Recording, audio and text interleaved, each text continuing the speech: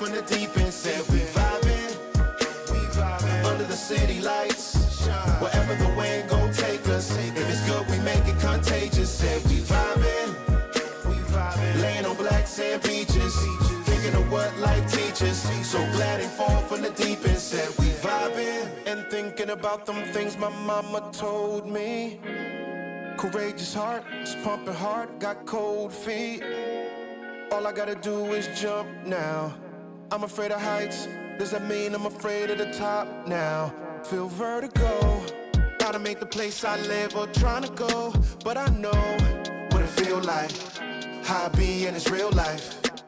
Can't be complacent or complicit. Life's complicated enough, the destination is us. Why don't you go like we're numb? Vibing, under the city lights.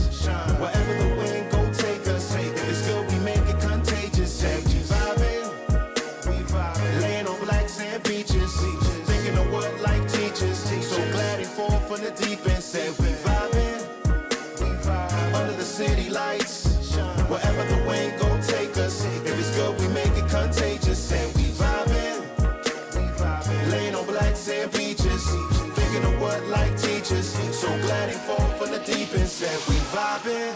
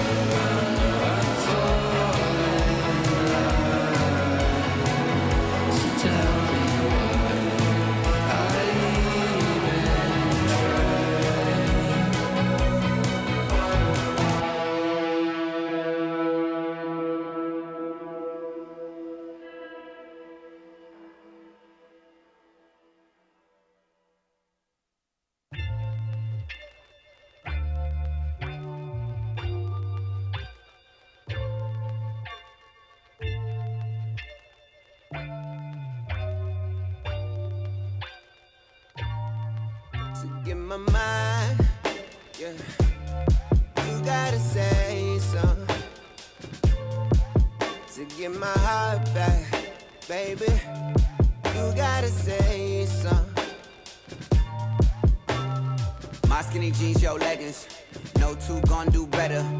But you gotta love yourself first. Before I could be that brother, grow a little, gotta search. Get in touch with your feelings. Know you hate the 9 to 5. You living to catch this vibe. I'll be your Mufasa, I'm your Leo, I'm your lion. I don't really care about your hair length or your diet. Know you hate working and you working sick and tired. I can be the vibe, girl, the vibe that you trying to find. Get my mind, yeah. You gotta say something to get my heart back, baby. You gotta say something. Say nothing, I'll find it through someone new. I close my eyes and I just hope it's you. Hope it's you, but you gotta say something. Whole house looking like a scene out of Insecure. Talking about dreams, but you think it's fair. Floating through life cause it's sink or swim. Take what you want by the horns and ride. You only want truth, but they told you lies. Get on your knees when you pray to God, and that's a capital G when I'm saying God. Really want you when I say it's time. Spitting that flame like it's 99. And all the girls from the 99 and 2000s know what's up when it's time to grind. You don't call or text me ever. Girl, I gotta see some effort. I don't mean no wine on Friday, but we chillin' watching Netflix. Get my mind, yeah. You gotta say something to get my heart back, baby. You gotta say something. Say nothing, I'll find it through someone new. I close my eyes and I just hope it's you. Hope it's you, but you gotta say something. Lost too much, too soon to sit and keep quiet. Can't watch you walk out, you someone that I vibe with. No IG posting, we just moving in silence. Yeah, the mile a minute, and I finally found my mind, yeah. You gotta say something to get my heart back, baby. You gotta say something. Say nothing, I'll find it through someone new. I close my eyes and I just hope it's you. Hope it's you, but you gotta say something.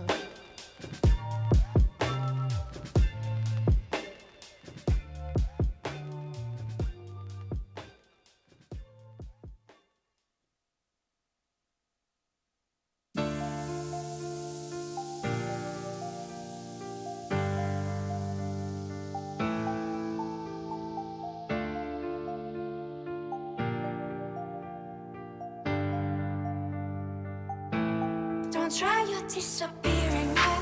No, I won't stand for that. One chance is all you get. Before you get the axe, try your disappearing trick. I won't put up with it. I know you think you're quick, but I quicker.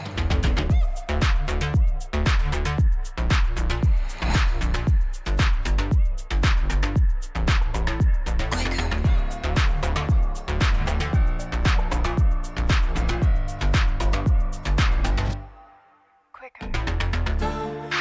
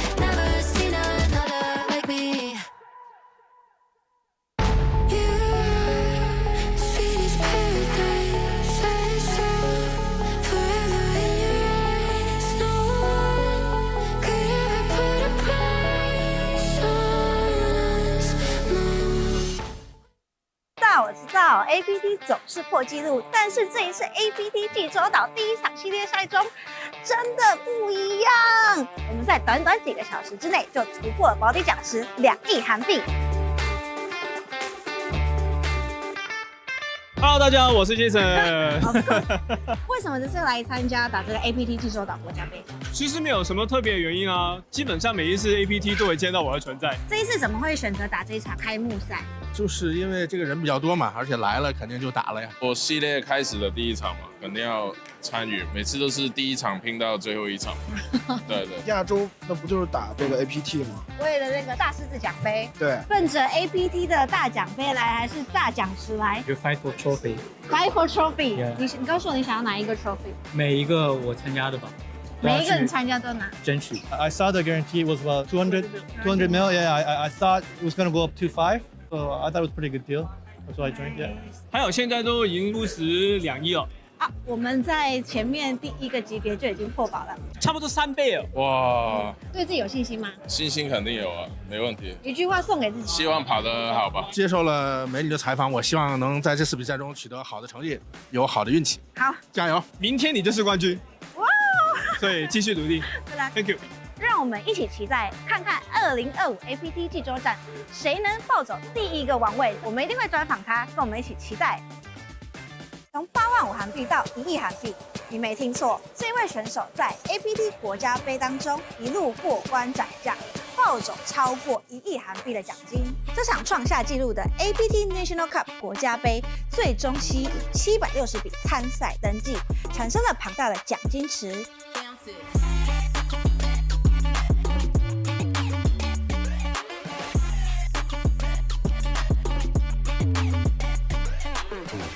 冠军诞生，来自中国上海的王之颖，最终夺得冠军王位。而他所捧起的，正是象征荣耀的 APT 银狮剪影奖杯。但还是这么久以来第一次拿到冠军，喜欢，不错，换个更大的就好。1亿韩币，给我女朋友买点东西，然后接着打牌。The king or a 10, it will be over. And the 10 of diamonds rolls off on the river.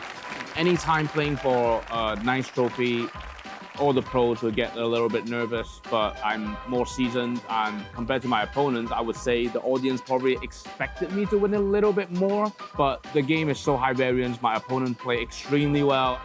Coming into the heads up, I was maybe 1 to 2 behind, but I mean, I just won a big flip freeze against his king queen off, and then when he had a small pair with 6s, I had king 10 suited, and I won the flip too. You know, it just happened. It's not like I destroyed him heads up. If anything, he got a better of me, I felt like, but I won 2 big flips, and that's just what it is sometimes in tournament poker, to be honest. Lucky.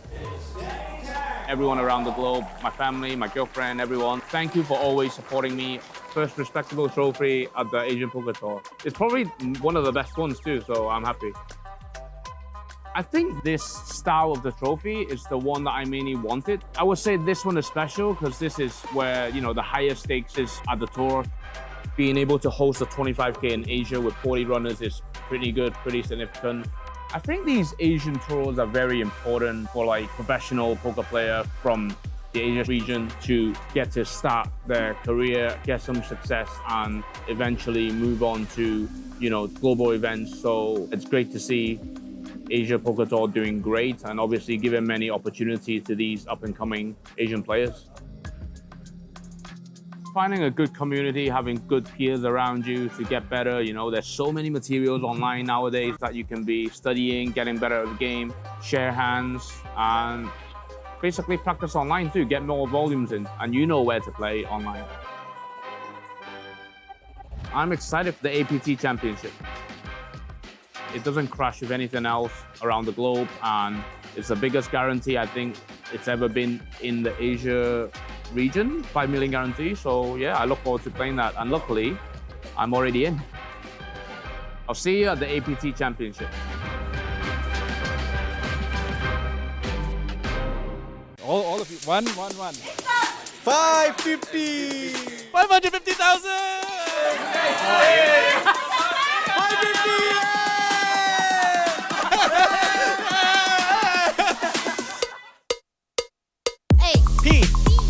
Troll. Mission. Bounty. Let's go. Go big bounty for Shanghai。先来6个0啊！你帮我看，我看到。6个0。110万。我去。2-0, 3-0. It's a fight. Okay, next. 好，再来。Okay, 2.6 million. Yeah. Oh, not bad. 哇，6-0。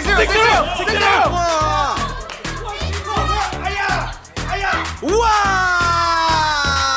！5-6.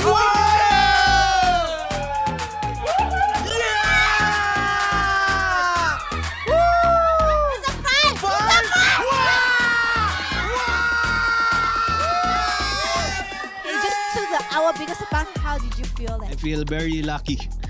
Is it your first time come to play this event? Yeah. This is my first time picking some bounties in my life. Any secret for pick the biggest one? I think the northeast or southeast is the lucky in feng shui. In feng shui. I like if feng shui is understand. How do you gonna use this money?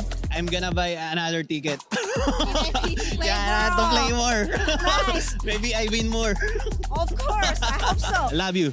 Mommy loving. 今天我要打死你。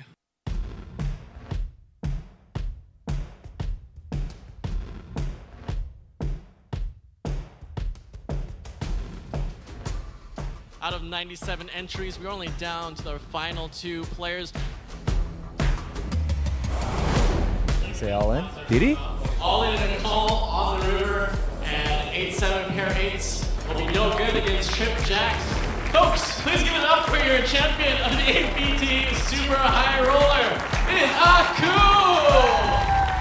第一个感觉很熟悉，就是可能在脑子里面有预想过这种情况，只是来得太突然了，那一下可能我还有点懵。这么 easy game 吗？就这么简单吗？就是，其实我是一个 open bluff， 就是2个人 hands up 的时候，我是 Jack 2不同色，然后我就一个加注嘛，然后他跟注，结果很幸运的是 flop 我就击中2对，去下注他跟注转牌我就 full house。就到葫芦了，然后我就过牌，然后他就 bet 我，因为那个时候 SPR 已经很低了，然后他 all in 我就这样很轻松的，很幸运吧，不是说打得有多么好，只是很幸运，就这样。其实我打锦标赛没有很久，就是从23年的3月份吧，就是我们国内的一个大型的一个锦标赛，是我的第一次。然后最近半年我都没怎么去打锦标赛，除了 Triton 我会参加，其他的我基本上都不会。这是我最近参加的第2个，主要的原因是因为我觉得 APT 就是办得很成熟，也很专业，所以我愿意来参加 APT。我很幸运遇见他，一路走来，我觉得我很感谢我的妻子。普通人看来，我们在座的各位可能这个职业有时候都不知道如何说出口，普罗大众的那种眼光看待我们这样的一个职业，可能是不是那么体面。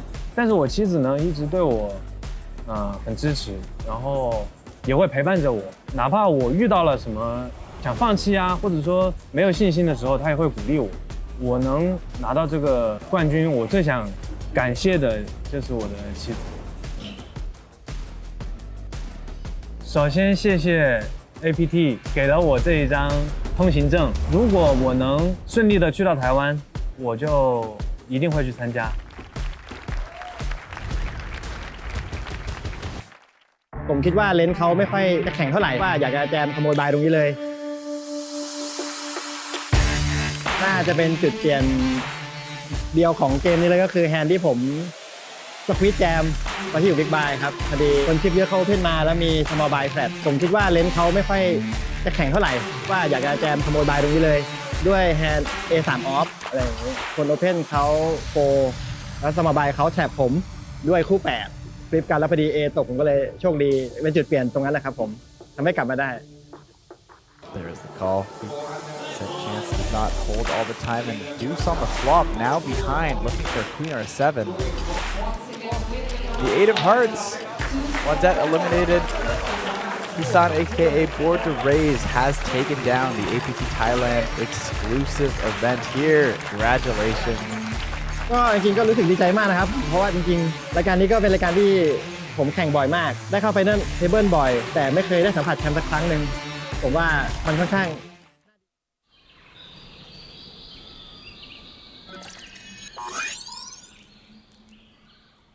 Welcome to Asia's largest online poker room. Our next generation poker software is now initiating.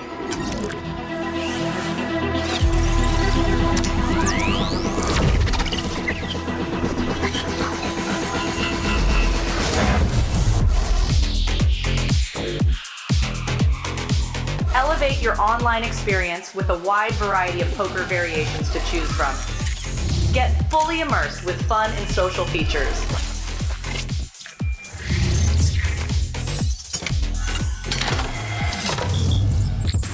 Level up your game with PokerCraft and Smart HUD. Unlock a wealth of rewards including cashback, bonuses, and jackpots.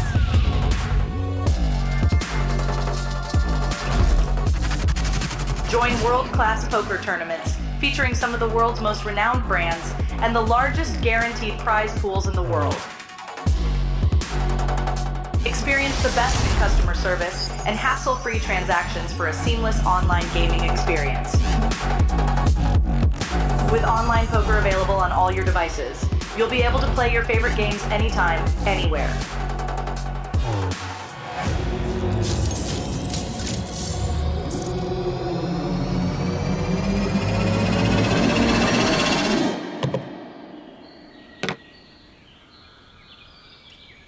Sign up now and elevate your online poker experience today.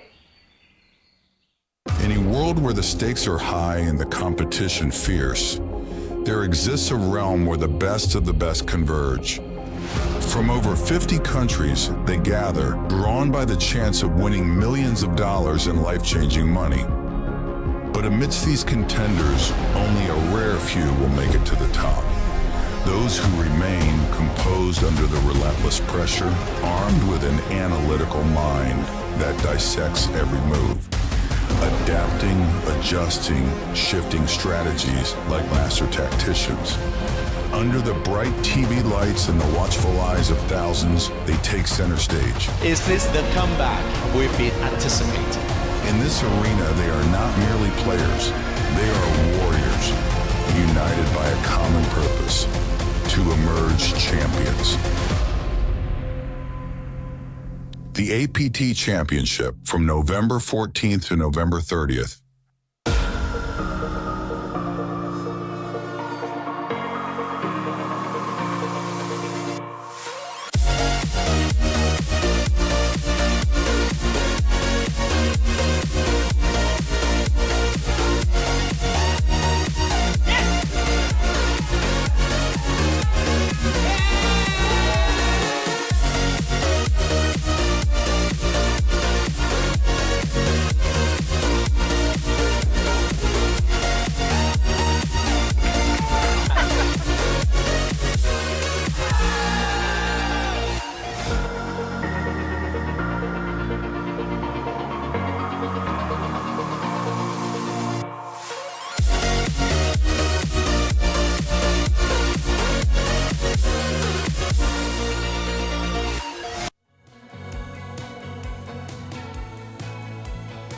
Hello and welcome back to the Asian Poker Tour here in Jeju, South Korea. We are at Landing Casino, and today we will be covering the Natural 8 Taiwan and Natural 8 Hong Kong exclusive event. This is the first ever combined event featuring players from both Taiwan as well as Hong Kong. Now for this event, we are paying out 12 places. That is a main event ticket worth about $18.50 USD, as well as another $500 in travel allowances. We've played down to the final 9 players of roughly 300 entries, so we still have a lot to play for. Everybody has locked up their main event, and we've got about 5 players from Taiwan, 4 players from Hong Kong still battling. We do have an APT little baby lion still up for grabs. My name is Sam Insole. I will be joined by Vidur Singhal shortly. And for this event, we had 290 entries. The structure is around 20 minutes, blind levels or so. And we are looking at an extra $50,000 if one of these players can take down the main event as well. That is 12 players. The Natural 8 will have to pony up an additional $50,000 if they take down the main event. We're always rooting for that. On your screen here, we do have our stream schedule for the week. Currently, we will be covering the Natural 8 Taiwan and Hong Kong exclusive event. And at 8 p.m. tonight will be the Natural 8 Tag Team Bounties Showdown, one of our most fun stream events. And from there, APT main event coverage all the way from day 2, playing down to the money. Days 3 and 4, and finally on October 4th, we will be covering the main event final table, playing down to a winner. And as always, rounding out our series on the 5th of October with the APT High Roller final day. Up on your screen now, we do have our payouts. First place will be 1,630 USD, which is good enough for almost a second main event bullet, so still quite a bit to play for. 9th place, only at 220. We do have some disparity with the chip stacks. Bobo333 will be our chip leader, sitting on just shy of 1.1 million in chips, with our shortest stack being Isan with 114,000. So nearly 10x stack there. How are you feeling about this one, Vitter? I am so pumped, Sam, especially because you mentioned the stakes right up top. 12 people, 9 of which we'll be watching today, got main event tickets. 50,000 additional dollars being ponied up. Those are some real stakes to play for. And in the meanwhile, they all get to play for some additional buy-ins, hopefully. And of course, the baby lion at this unique, first of its kind, Taiwan meets Hong Kong Natural 8 event. Yes, so I was speaking to Kyle about this yesterday, and I think I want to set the line for main event entries. I'm going to go 1,750. What do you think? Whoa. That is ambitious. So if I remember correctly, we're about 820 over flight 1A and 1B alone, which actually did just about cross the guarantee or just about meet it. Everything else from this point on really balloons up that guaranteed prize pool. I think with your numbers, we'd get up to, would that be 3 million? I believe so, yes. It'd be like 3.6, I think. Listen, I'm not one to undershoot an ambitious line, so I won't take the under there for sure. Let's just say we can both root for it together. Flight 1C and 1D are today. They're turbo flights. They do get a lot of interest as a result. I believe 30-minute levels and 45-minute levels are on offer depending on which flight. But in the meanwhile, let's focus on hand number 1. We're kicking off the action 9-handed. We will go through the players one by one. Lots to play for, not to mention the baby lion. And of course, all of these players guaranteed main event tickets. So we look forward to learning more about them here, then following their journey into the main event. Off to hand number 1, Jack 6 deuce rolling off on the flop. Neither player connecting.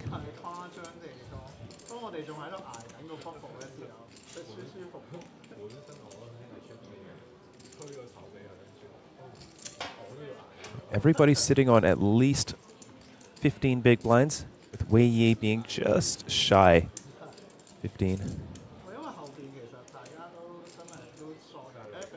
One big blind bet will take it down.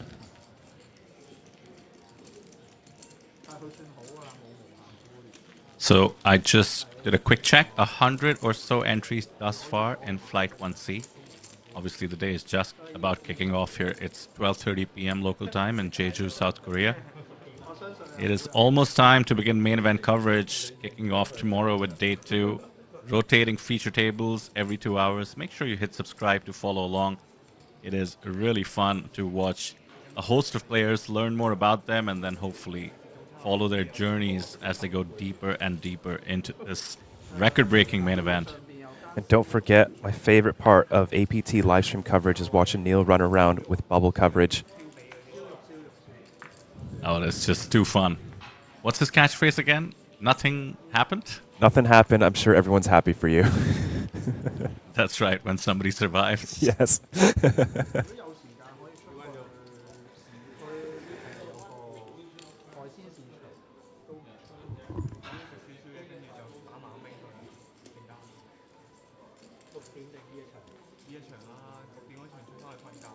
Action incoming. Now it is tempting to say Wong's name in a funky way. I'll have to resist that temptation. Let's just go with Wong. Yes, we can also go with Anson. I see.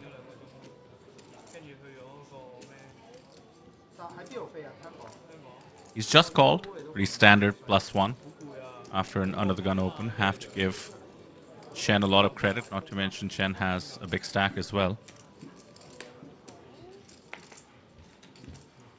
Oh, that is a dream spot for Ace King in the small blind, sitting on 25 big blinds. I believe we will be seeing a triangle unless he wants to really spice things up. There it is, all in 205,000. What a spot.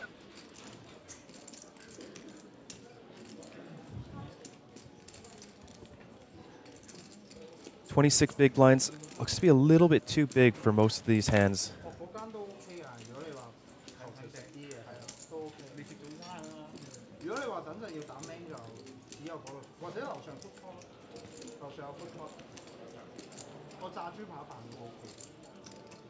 There's also that element, isn't there, Sam? It's the second hand. You've just sat down. Even if somebody tells you this is going to be a flip, you're maybe not tempted to take it. You want to settle in, get some camera time.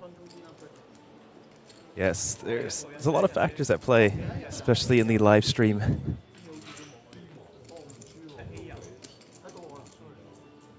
Yeah, sevens hit the muck. Ace King's going to pick up nearly a third of their stack uncontested. I mean, that's a great result for Ace King.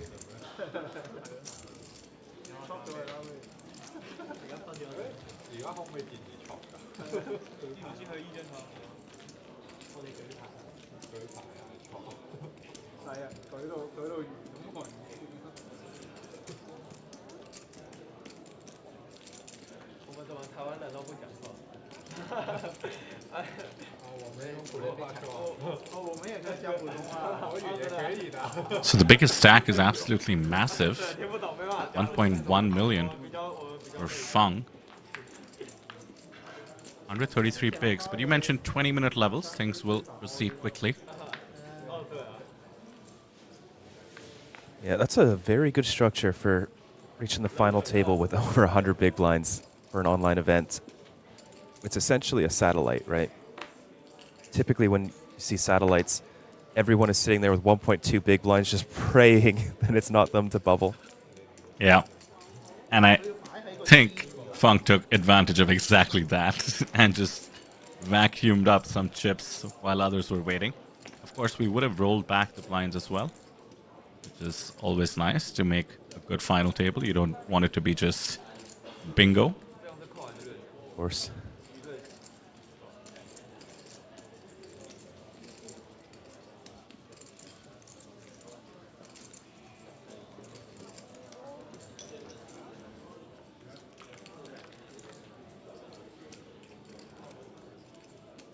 That is quite a good flop for Chen in the big blind. Flopped Feng nearly dead.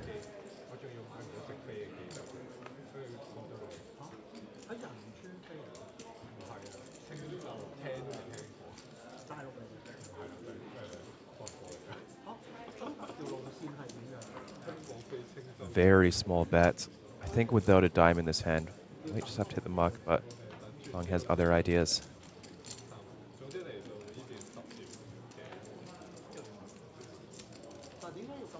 King of diamonds on the turn. Neither player can like that card.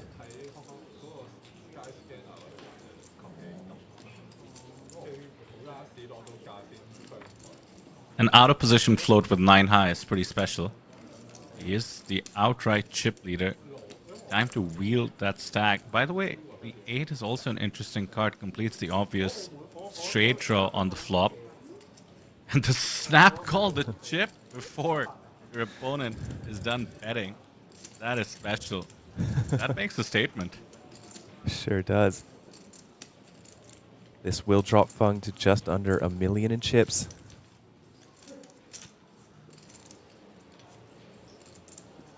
I maintain there is some psychological impact of that snap call there, especially in a blind versus blind situation. It certainly helps to have position over the chip leader, but You are making a statement. I'm gonna call down light. Don't bluff me too easily.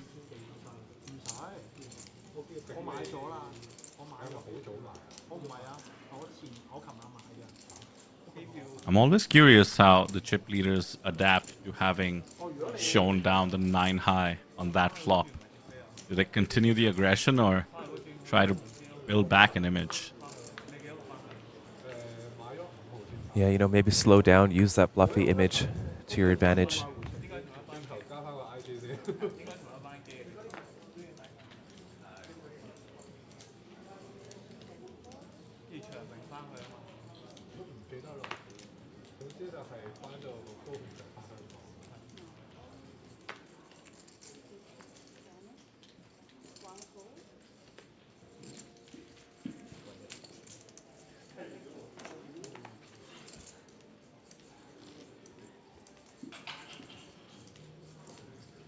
Very nice looking queen 10 of clubs for Chang in the cutoff.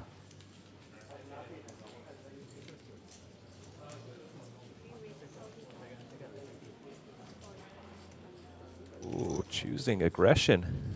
Raises it up to 45,000.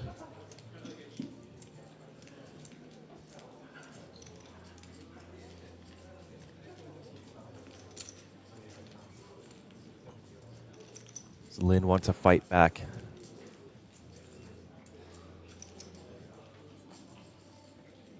It has to be an all-in or a laydown.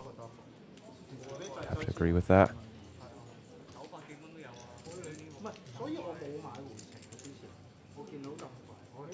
Four hands in. I don't see the all-in bluff happening too easily. There we go.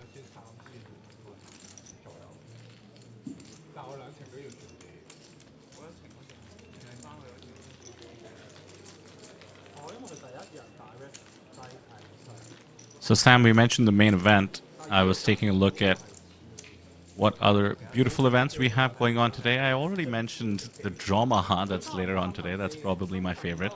I believe you were talking about the JOPT sponsored event, the Japanese sponsored event, which has almost $10,000 in added value.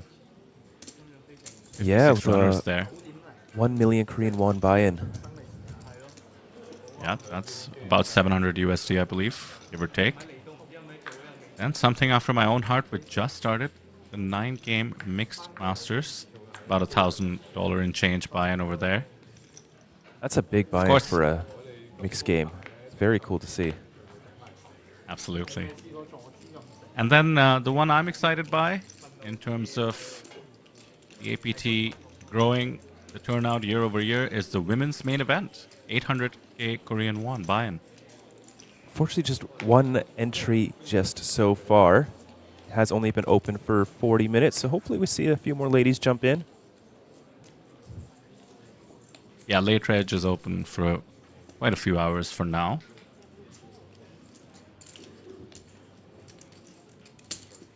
Of course, Flight 1D, some other mixed games. And then the Natural 8 Tag Team Bounty Showdown. Are you willing to reveal what it's all about? You were pretty coy yesterday. Yeah, so...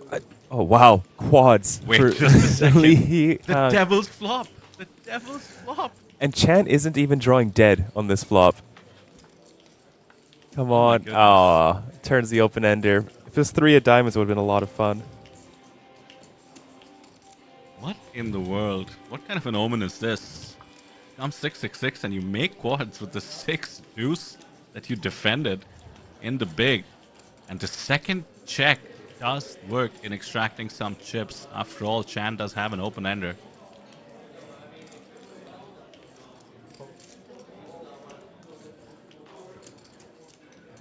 Just check calls, 100k in his stack, approx 100k in the pot. And if he can find the check here, the 5 high could feel the compunction to bluff. Yeah, 5 high is just never good here. I mean, once in a blue moon you beat 4 deuce, but I doubt it. This is an odd lead, I think. I think this might cost him. Yeah, Let's probably see. just thinks he's getting ace highs to check behind, wants to get some value from ace highs, king highs. It's not going to work out. Is he going to show? He's got to. Yeah, he does. But yes, back to the Natural 8 Tag Team Bounty Showdown. So it'll be 2 players per team and 2 bullets per team, which will be 80,000 in chips. Level 1 is starting at 1K, 2K, so it's good for about 40 big blinds. The players will be swapping play every level. So if player A loses the first bullet in the first level, player B will swap in till the end of the second level. Both bullets must go into play by the start of level 5. And of course, this is an invitational free roll. Now that's what intrigues me. Both bullets must go into play by the start of level 5, which means you're creating a lot of action by level 5. You're getting free rolled another bullet. And we've got some very, very familiar names. I'm very excited about this one. As well, it looks like Eric Sai has made it down to Jeju.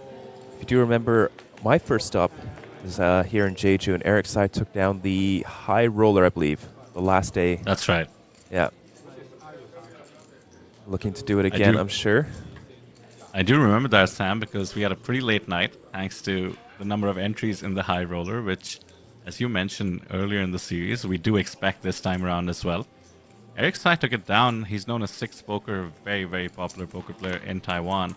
And I think we had, maybe was it 7,000 people watching or something crazy? Yes, it was nuts.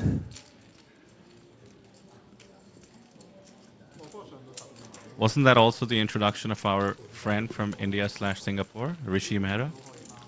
No, that was Taipei, where he got second place right. to, was it Martin Sedlak?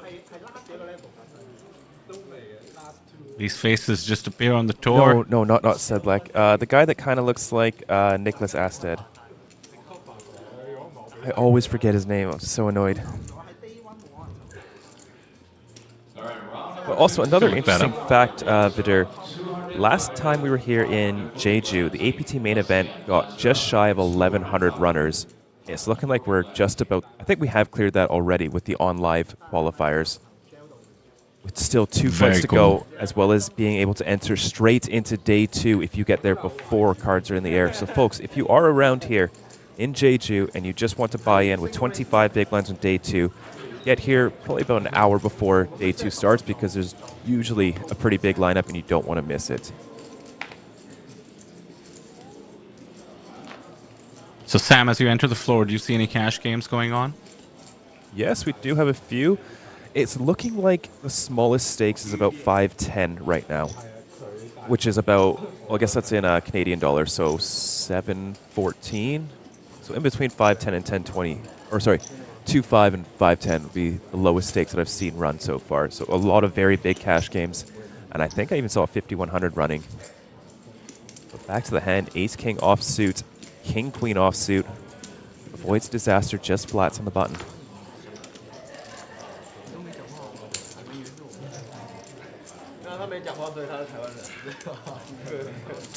King on the flop. Could be trouble for Li He Hang.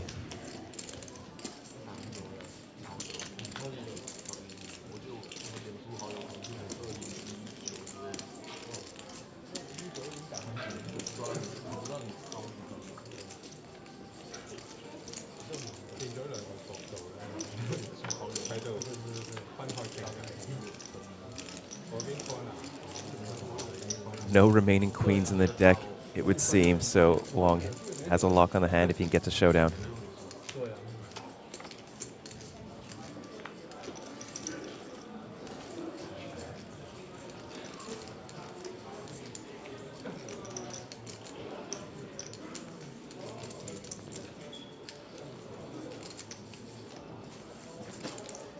Lock bet incoming. There it is. Might be able to squeeze a little bit of value.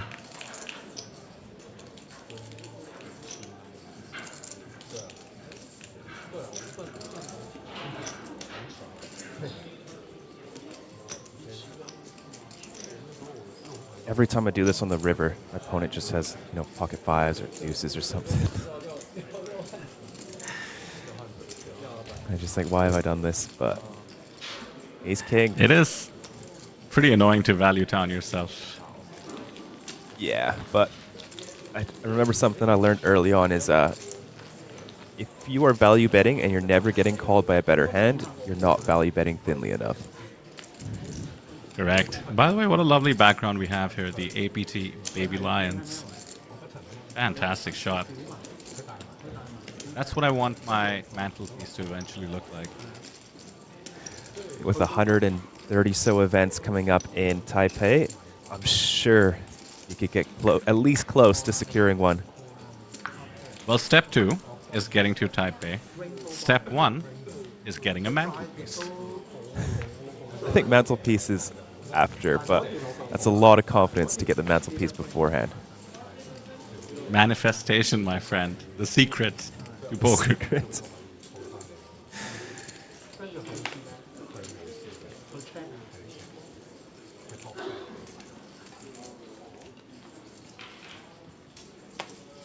Aces make their appearance. Fong has made a very, very ambitious call with the 10-9 off +2. This is going to look like a squeeze, but it is against the under the gun open. Will look strong.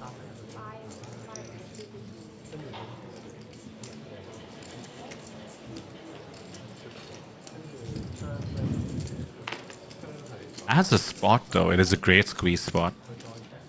The under the gun open does look strong, but the stack size is tricky to navigate. 21 bigs for Lin. Very squeezable. And the player coming in is clearly loose. They're calling 10-9 off. Could be that Lin is not a believer. Lin Jingchun, that is. Lin with the Jack 3 should be letting it go shortly.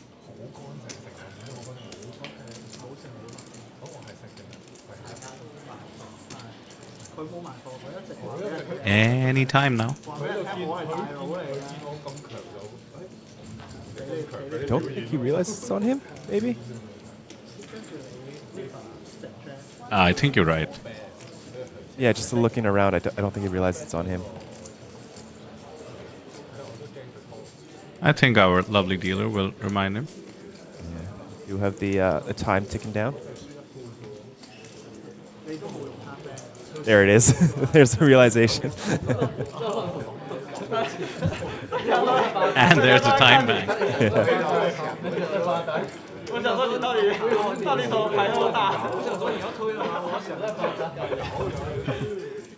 Another element of live poker that may take some getting used to.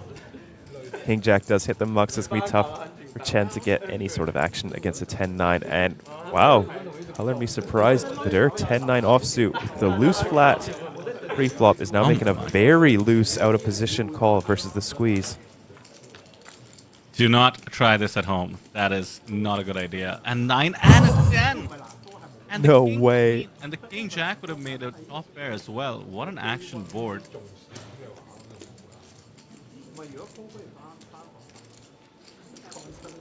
And a lead.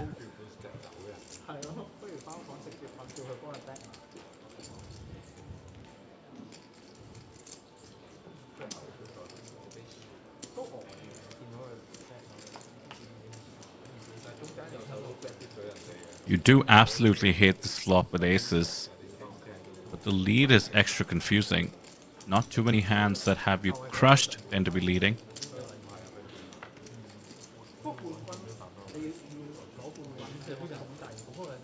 What a safe looking turn for both players.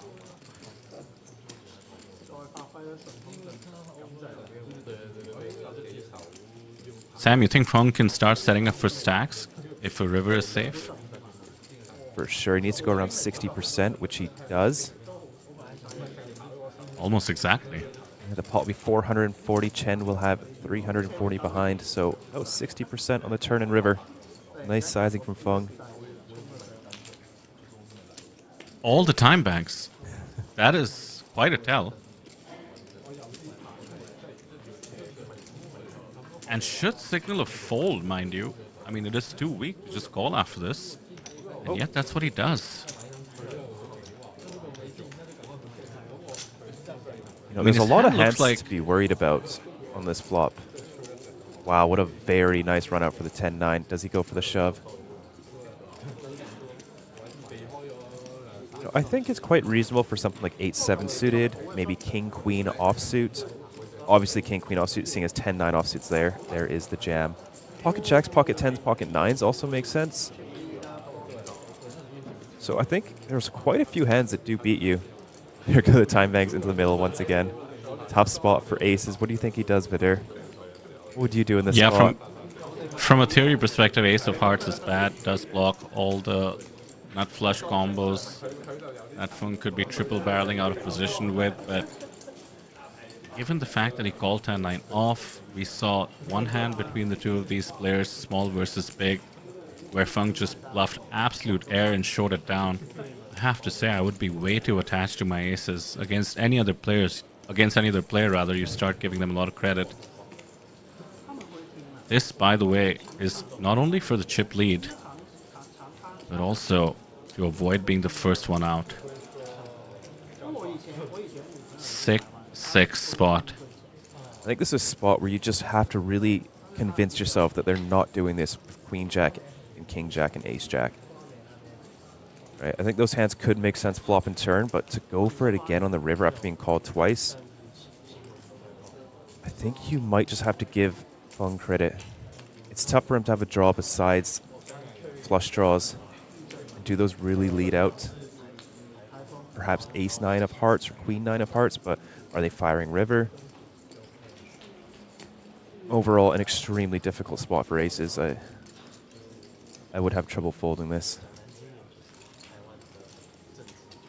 The board hasn't helped either. I mean, it came the 5 of clubs and the 3 of clubs. Dream spot for Fung, who seems to know exactly where he's at.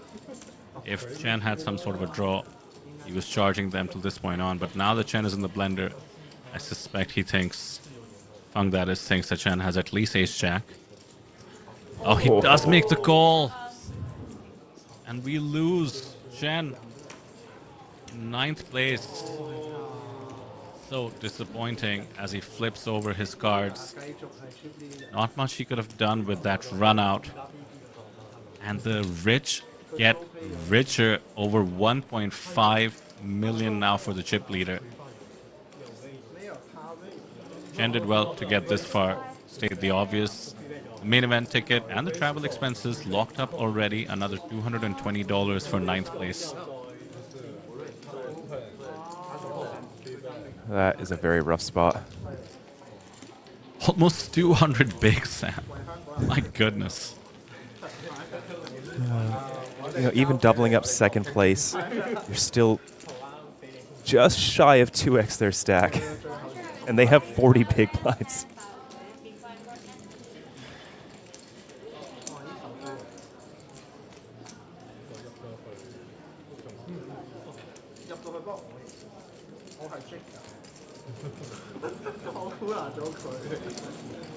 No matter how much I said do not try this at home when he made the call pre-flop, I think some people will try that at home after watching that result.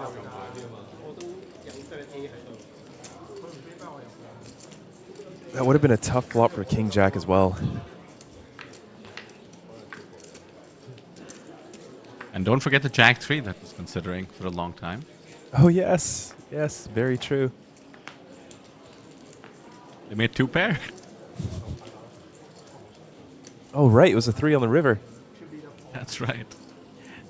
I'm joking, of course they weren't considering it. They know the action is on them. And by the way, being in seat 1 doesn't help. It's tougher to follow the action next to the dealer.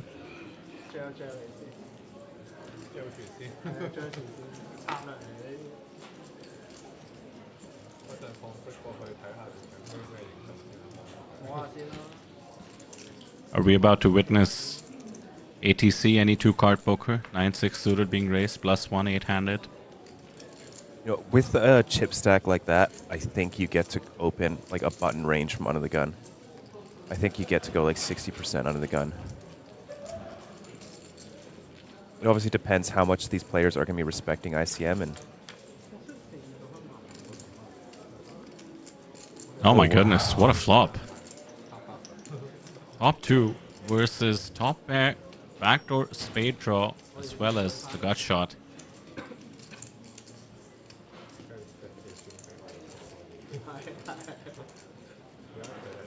The chips could just find their way into the middle on the flop itself if a check raise isn't coming.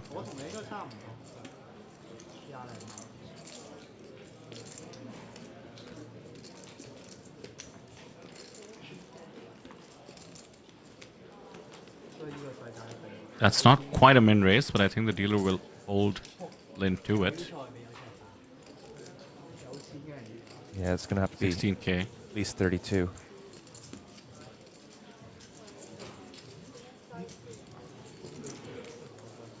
There it is. There we go. Well done, dealer. Much easier for us looking at the graphics than to follow along in real time.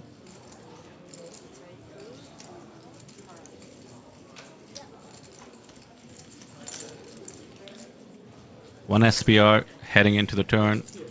It is a 5. The 9-8 still remains way the best of it. Some chop house in the form of 2 5s. 9 would be a dirty card, but with just one SBR. Still goes for the jam. I'd be a little bit worried about overpairs now. But it's a great spot for Lin. I don't see how Feng gets away. Blocking the straight.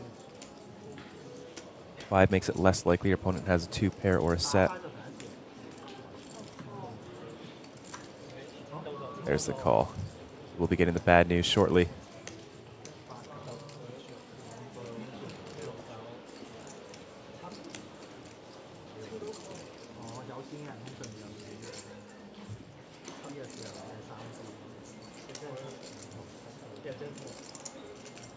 Just 5 outs.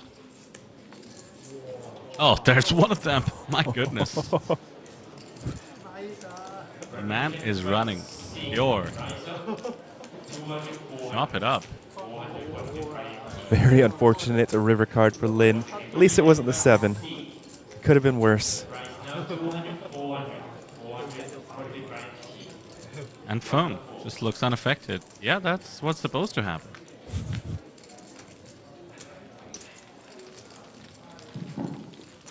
Lines have gone up 5K, 10K. So a mere 160 bigs for the chip leader actually hurts everybody else way more. 33 bigs is the next shortest stack.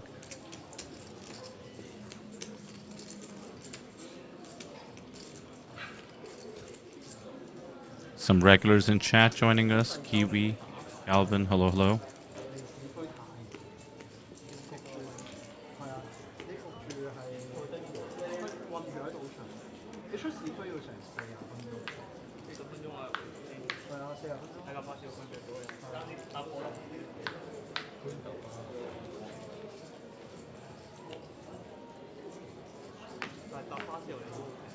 Oh my goodness. What in the world is going on, Sam?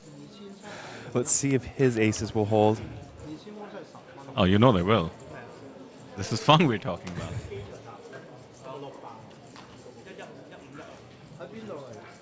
He would just love to face some resistance, considering he's been so active. Wants people to fight back. It just showdown 9-6 suited from +1. And here we go. That's right.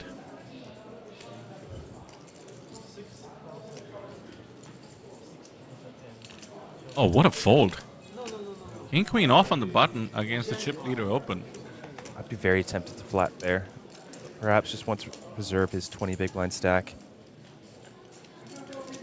We'll get action from 10-7.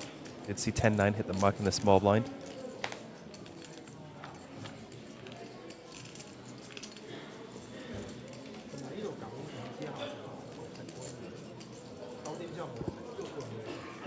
Clean flop, Jack 5, tray, 2 diamonds. We saw Feng himself reverse float 9-7 off out of position.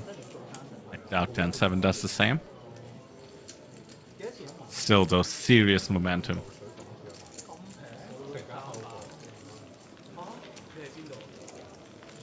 Alright, let's just do some quick math. 1.6. I think he has the rest of the table covered. I think so, yes. About 50% of the chips 8-handed. That is special.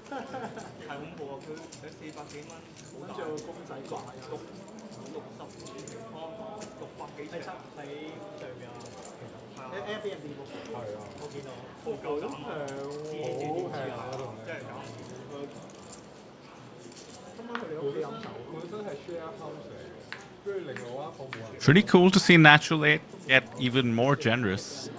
12 main event tickets and 12 options of getting $50,000 extra for winning the main event. As though we don't offer enough reasons to win the main event. Hundreds and hundreds of thousands of dollars, 3 APT championship tickets, including to the winner. That's worth $10,000. And here, one of these 12, 3 of them we didn't see, of course, but would get an additional 50K. Poker's booming. Poker is booming. I think we may be able to cross $500,000 for a first place finish. I think with the added don't tempt 50K, me. I think cross it. Both players backdoor would be- flush draws. A little bit of a wraparound for Feng's Jack 9 in regards to the 10.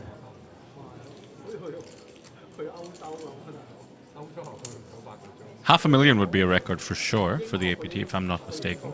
In No, terms I of think Renee Von Redden won just over $500,000 in Taipei, I believe. Let me check real quick. I would guess not, because I would have been way more excited. That event was our classic, so the smaller buy-in, if I'm not mistaken.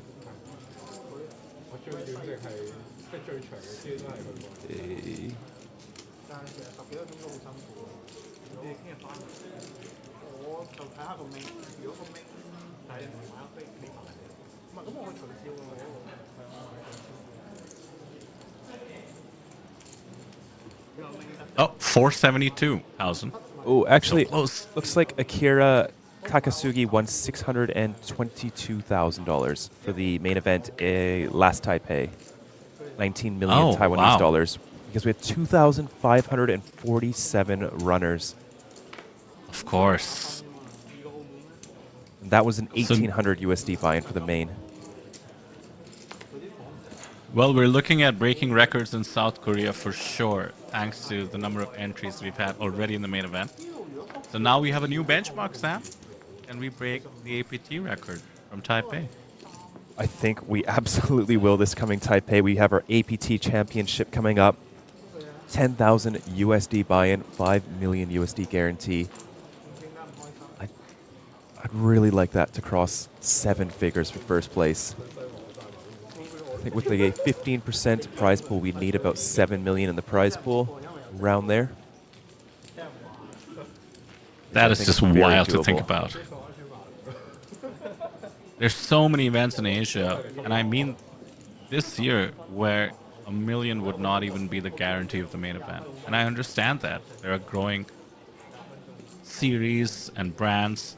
And the APT, ever since I've been a part of it, just as it started the new era, I think it would have been the end of 2022, it has just gone from strength to strength. The growth has been fantastic to see, and all supported by the players, of course. You mentioned over 2,500 entries. I mean, getting to Taipei, of course, there's a lot of local support there as well. Understanding the value, buying in, firing many, many bullets sometimes. I think it's a testament to what the APT has to offer, and again, the love for this game. This game that you and I tend to spend so much time looking at, analyzing. Something special about it. Battle of the Jacks. And Jack 10 suited just folds just like that.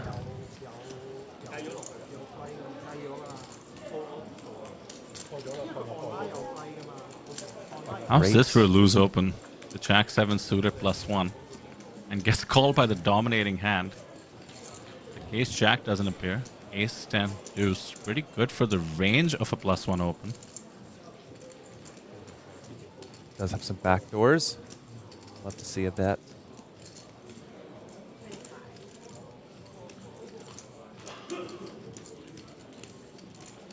No float this time.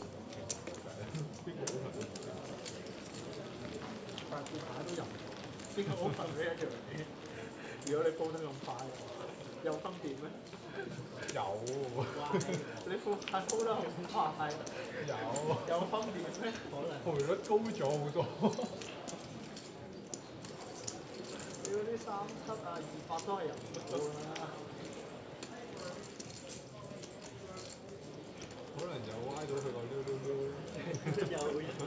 So Sam, is it too early to start thinking about the players' party? Do we know where it is this time around? It is never too early to think about the players' party. It is at it's a bowling alley. Do you remember where the players' party was last time we were here in Jeju? I do.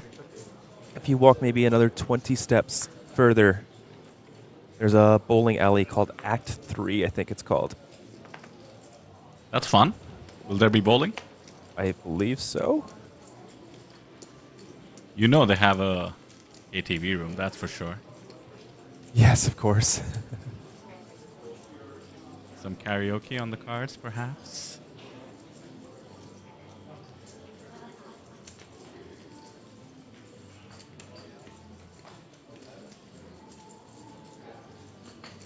Oh my goodness, the ace-10 lets it go. The 7-4 opened in the cutoff. This is table captaining to a T. Verging on bullying, perhaps. Queen Jack defense off just 15 bigs.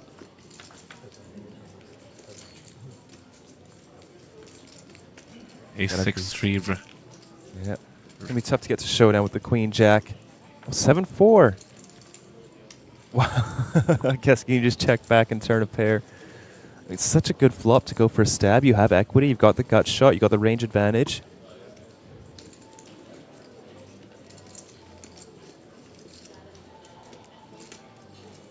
Delayed c-bet incoming. I think he was just giving his opponent a lot of credit for having an ace with the flat from the small. That'll get the job done. I think the ace-10 on the button might be regretting things. I did look up the Players Party venue, Sam. They do have darts as well. Now, I've been going to a few poker events, and I will say that darts seem to be a fan favorite amongst poker players because they're so easy to prop bet on.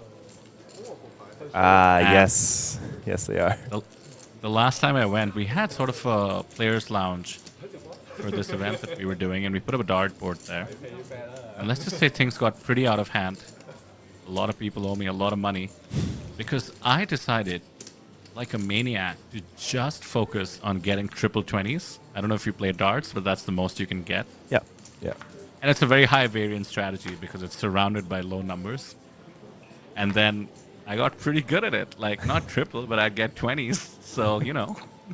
Yeah, if you just stay up at night. And yeah, my first hustle ever. Practicing the triple 20s and then just owning people's souls. I think that raise is a little bit too small from Fung, but the dealer will catch it in just a second.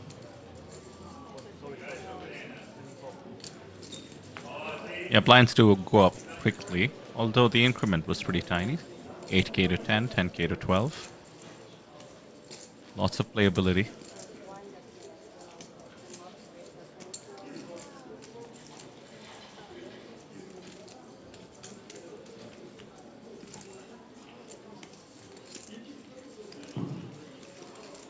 Believe we saw a defend.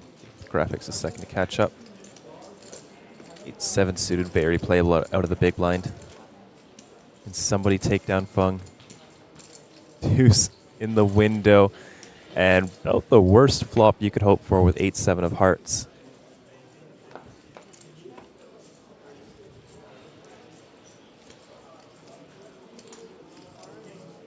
Too easy. 1.3 big blinds is, I suspect, all it takes. There we go. Can you stop this freight train? It's 7-on-1. And for now, the 1 is winning.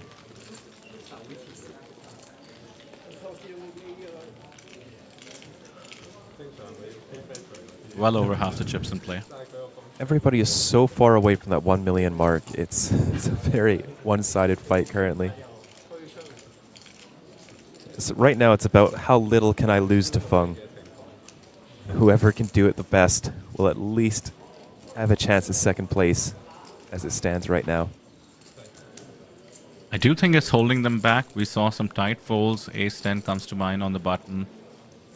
You can make the case for folding those hands, but not against Feng when he's this active. We can see the cards, but you don't need to. You can just see he's involved in every pot, not to mention taking down most spots as well. So you do have to fight back just from a percentage perspective.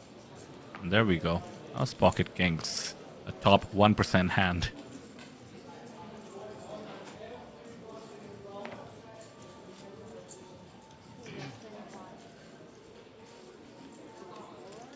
UTG open off 12 bigs.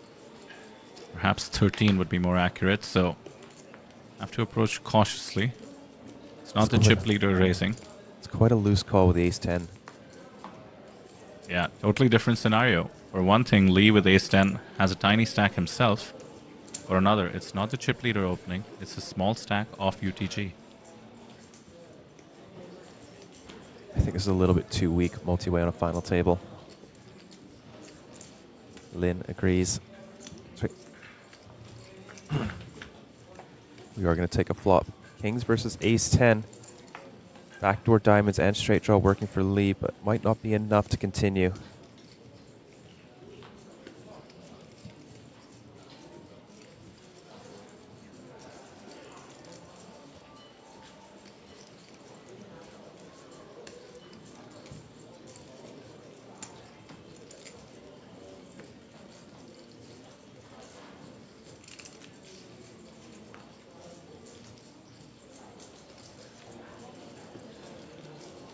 Lin will pick that one up.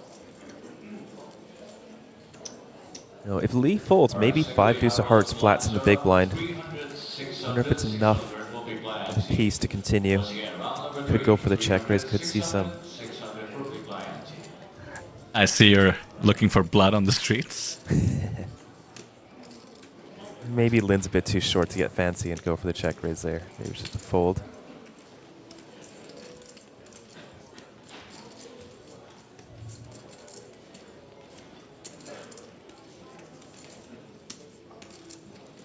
So the shortest stack is under 6 bigs. Massive target should be on their back. I will point out though, it's different for everyone, but I would think that the ICM pressure is pretty low right now. We're talking about effectively $50 pay jumps for another couple of spots. And with the majority of the prize pool locked up already in the form of the main event entry, now I do know, A, it's not cash, and B, all these players have already internalized the fact that they won it, so they're here to make more money, as everyone should, on a final table. But now is the time to fight back when the ICM pressure is the lowest. Yeah, I'd have to agree. But they did get the additional $500 in travel expenses as well. So, like you said, with the pay jump being $50, it's 1/10 of the actual cash prize they've locked up.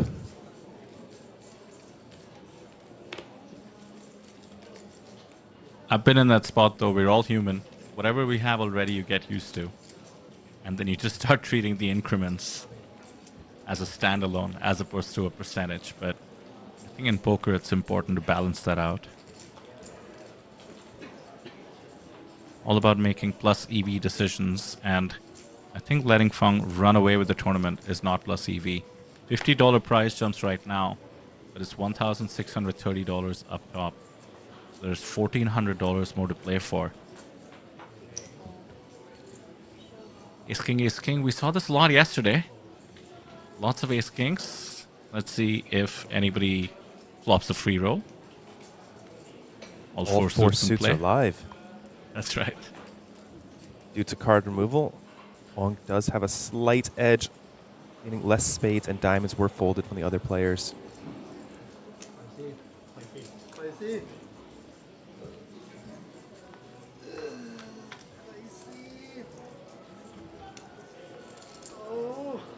Free roll there.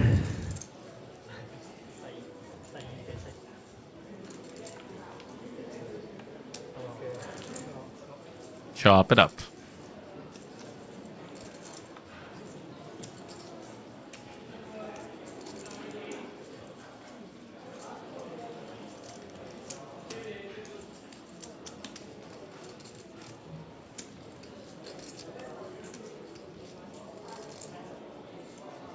Pretty cool shot here from behind the dealer as well. That's probably what you can see if you go rail the players on the floor.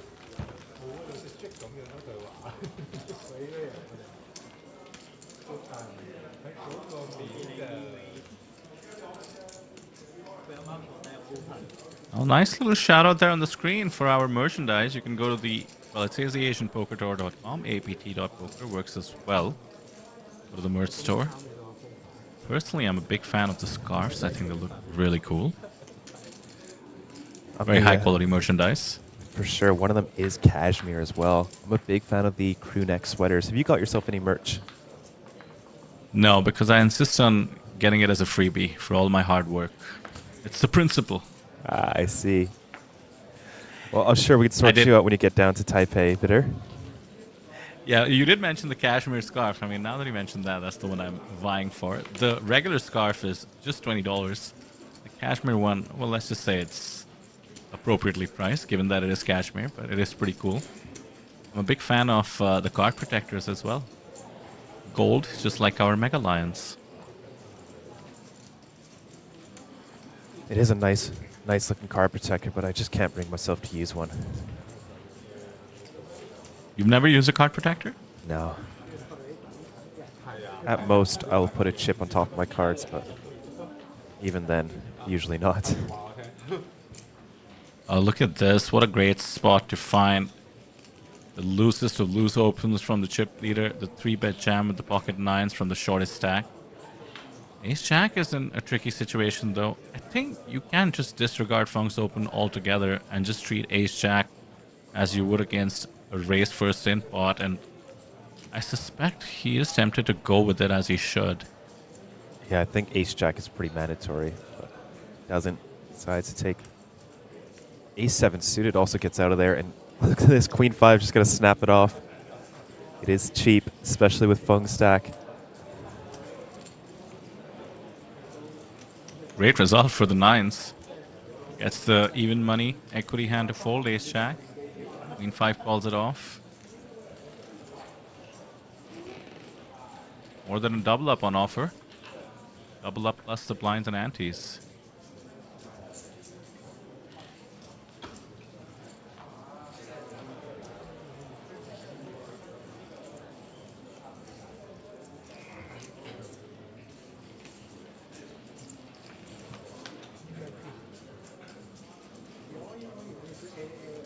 You just knew it was coming on Jack, that's for sure.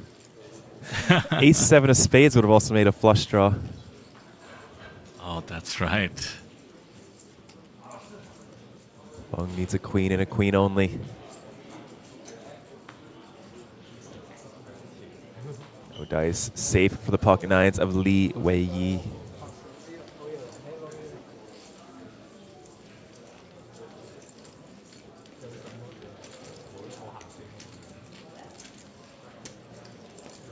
I think another reason for the Ace-Jack to isolate there was they had the shortest stack covered. Yes, and it was such a small small jam. You've got so many hands that you dominate. All the suited jacks are going to be shoving. Even as wide as King-Jack offsuit should be shoving there.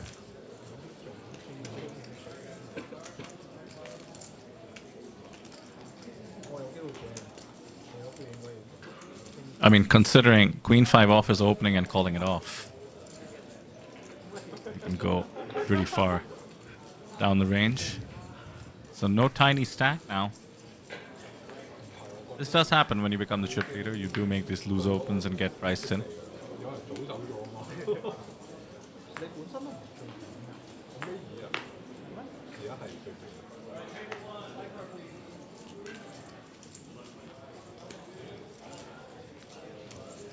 Kiwi in chat says, I want a cashmere scarf too. Join the club, Kiwi. Oh, great question in chat for you, Sam. Calvin says, is there a new Lion trophy for the APT Championship in Taipei? I believe it's just the same Golden Mega Lion. But I'll ask Neil. I'm sure Neil will jump into the booth and let us know if they are planning anything special. But I haven't not received any updates on that one. I'm sure they are in terms of extra celebrations. But I will say, if I come to the APT Championship, win the main event, and then don't get the APT Mega Lion, I would actually be kind of disappointed. It is the one I want. It's probably the nicest trophy in poker. And look at this, Fung just catching everything. Bottom pair on the King 5-4, 10-9 of hearts. One of the worst hands you could have on this board. That is now 2 pair for Fung and a lock on the hand. Sometimes there are streams that I feel should be marked G-rated on YouTube. They need parental guidance.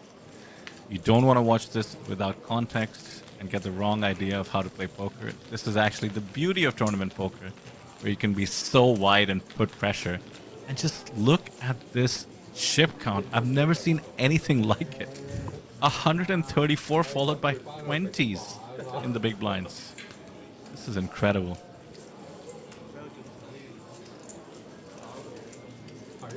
First place has second place covered 6 times over, 8-handed.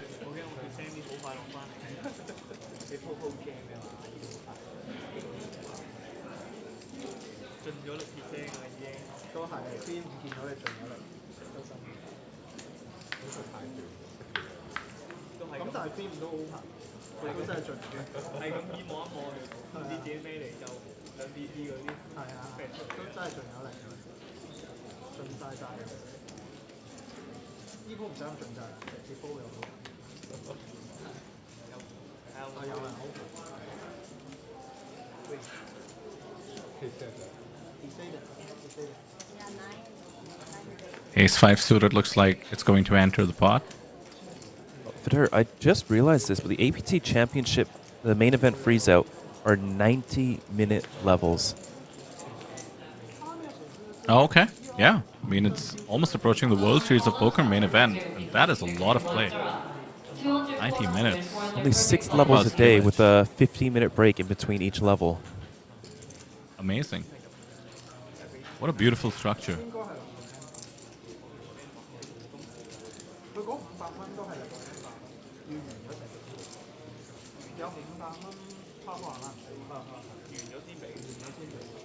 There are some high roller packages as well, by the way. Check that out on the website. In case you're planning to play a pretty full schedule, get in touch with the team. Yeah, if you do want to take a look at that, head on over to apt.poker. Click on the upcoming APT Championship Taipei, and just at the top of your screen there, you'll see something that says key info. If you click on that, scroll down a little bit. We do have the APT card registration, so you can register early. You can also sign up for a media request form if you are a vlogger or want to make some content.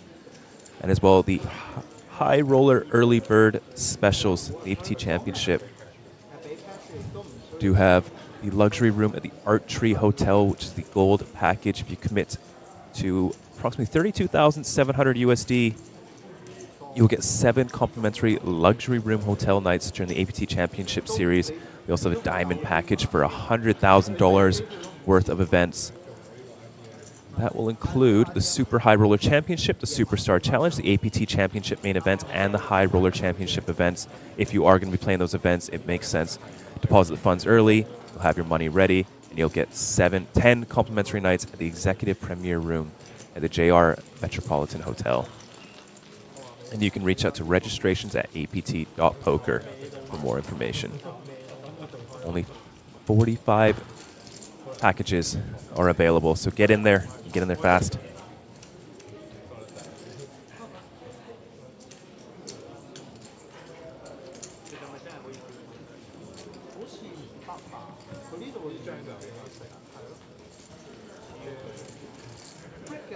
Sounds good, Kiwi. What are you having for dinner? Bit early in terms of cooking dinner, as per Kiwi in chat. 5:30 p.m. in New Zealand. Must be cooking something real nice.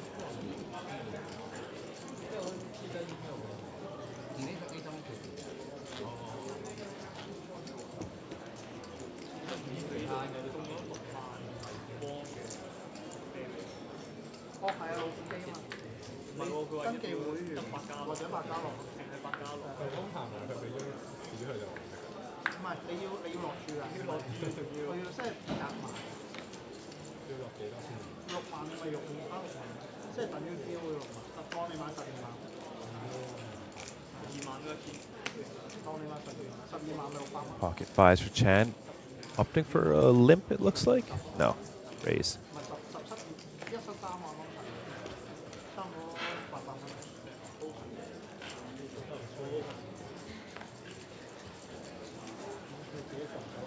好，大家想食乜嘢？我行先。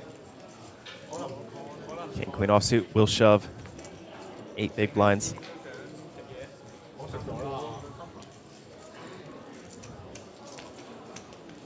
Price 10, you think? Yeah, for sure. It's only 6 more big blinds. Although I do get very worried when big blind shoves rather than stops and goes. It's usually an extraordinarily strong hand.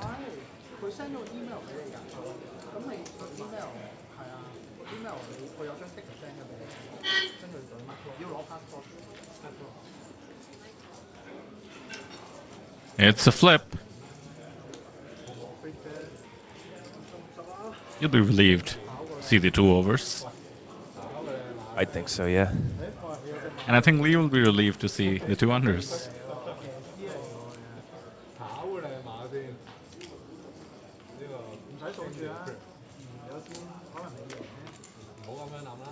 Off to the flop.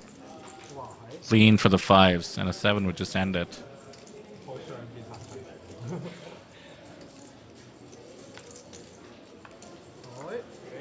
Safe turn as well. 5 outs. 1 river coming. So close, but so far. Paint, but no cigar. We lose our 8th place finisher. $270 on top of the main event ticket and the travel allowance. GG, sir.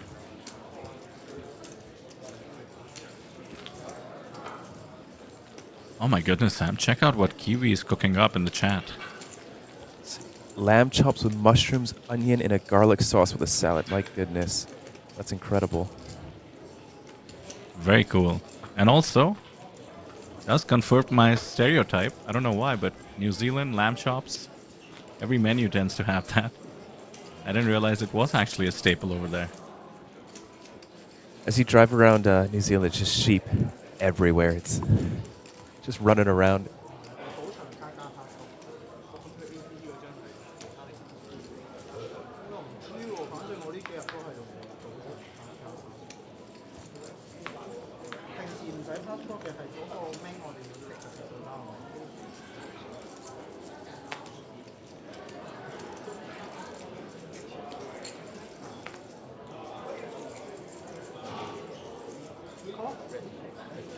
So someone other than Feng, the chip leader, eliminates an opponent. Is this correct? Chan is limping the 6-3 off under the gun? What in the world? Did he think he was a big blind?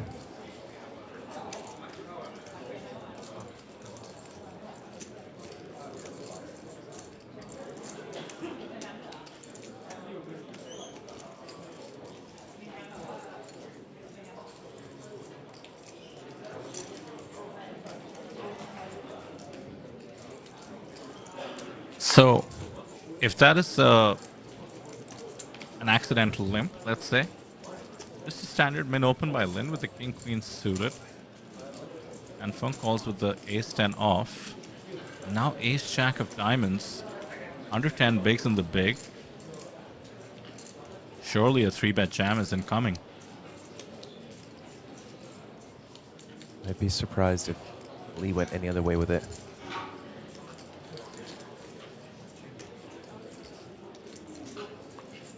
Here we go. Very favorable situation.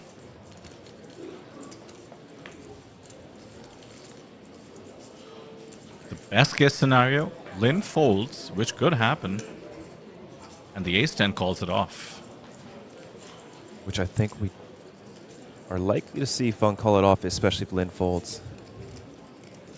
Yeah, he'd be priced in, considering his stack can afford to hit pretty easily.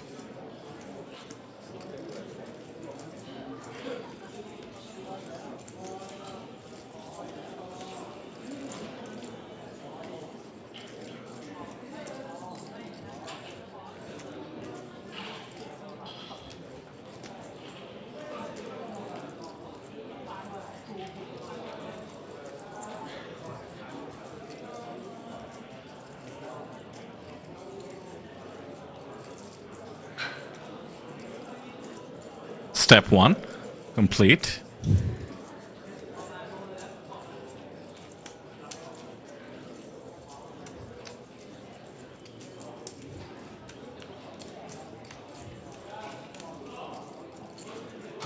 Yeah, I don't see him resisting the temptation. So many hands you're flipping against.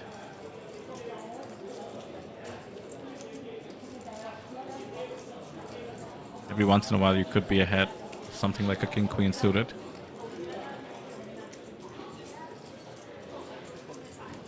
Here we go. It's gonna get the bad Another news. short stack. Yeah, are we gonna see another short stack double up? I feel like the pot should be bigger. No, he's got 150k. I feel like there should be more than 64,000 overlay, considering the limp, the ante, the small blind, and the open. Off to a flop 9-8 deuce. That is safe for the ace jack of diamonds.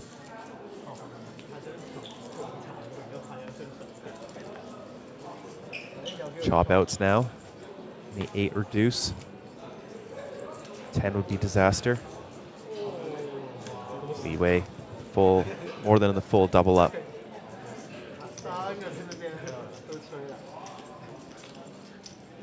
So I was going through some results from yesterday's Sam, and I happened to catch something that I think is just so impressive. The Baby Superstar Challenge yesterday. Joseph Chong got 5th place. Another final table, added $32,000 to his bounty from this APT alone. He did make the final table of the 25k Superstar Challenge, did not cash, I believe. Yep. Then made the final table the next day of the $10,000 Super High Roller. Certainly cashed there. 44,000 or so for 7th place. And then makes the next day the final table of the Baby Superstar and makes another 32,000. That is just so impressive. It is. I actually walked by that table, and Joseph had a very, very big stack coming into the bubble. I believe it was 9 places paid. But also, you notice Ming Kong Chen was runner-up once. Was heads up once again. This time taking 2nd place. He did win 1st place in the Super High Roller. So Ming Kong Chen having an incredible series as well. Oh my goodness, you are correct. 85,000 for the Baby Superstar. Shipped the Super High Roller for 247,000 the previous day. Incredible performances. Game of skill indeed, huh? Must be just like an insane series for him. Let's see if he can keep it up. Wonder what his stack is looking like in the main event as well.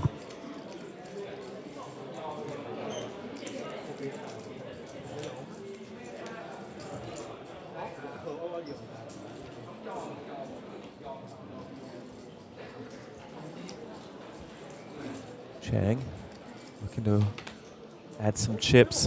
Opens up the ace-8 offsuit. And runs ace-queen of Chan in the big blind.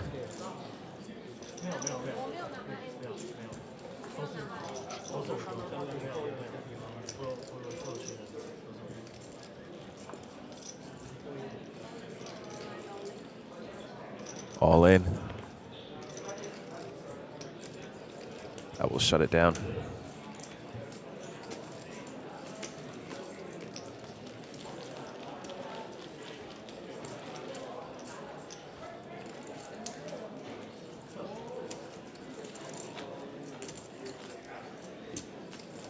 It looks like it's getting a little bit closer. I think Feng has just around 50% of the chips in play now. Taking a few hits. That's it? How weak.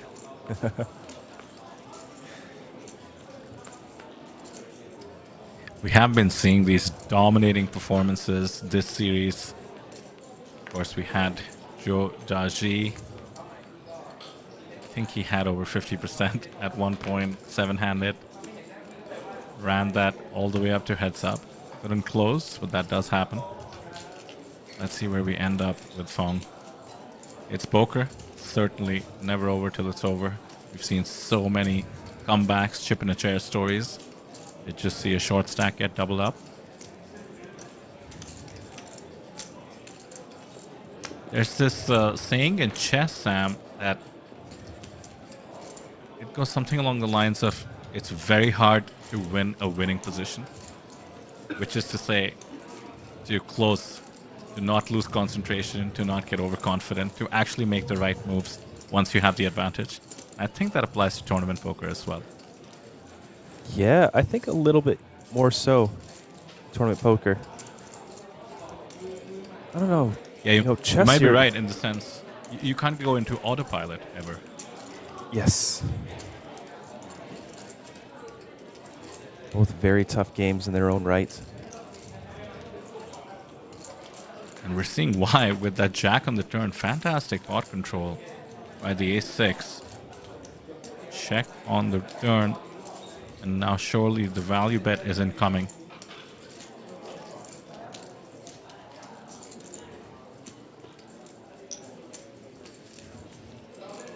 $25K apiece, those green chips. 50K is the ask. Such a reasonable ask, especially for an ace. You don't beat much though. You have a bluff catcher. A hand weaker than ace-6. Very unlikely to be value betting, but he does pay it off.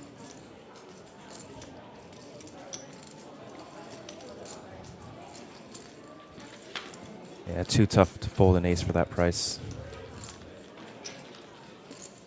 And that's perhaps an example of autopilot in the sense that once you check back on the turn, I think in your head you're thinking, oh, that way I can call a river because the pot won't be too big, but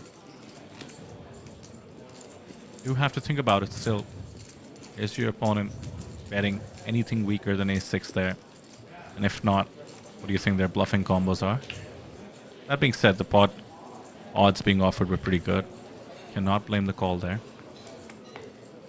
It's very tough to put a hand into your check back range as strong as that and then not call the river. Yeah.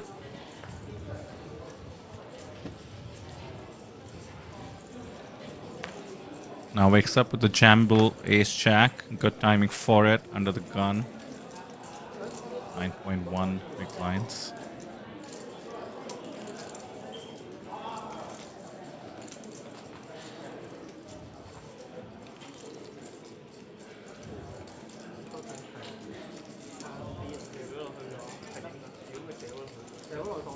The smallest pair, juices. I don't think can call this off.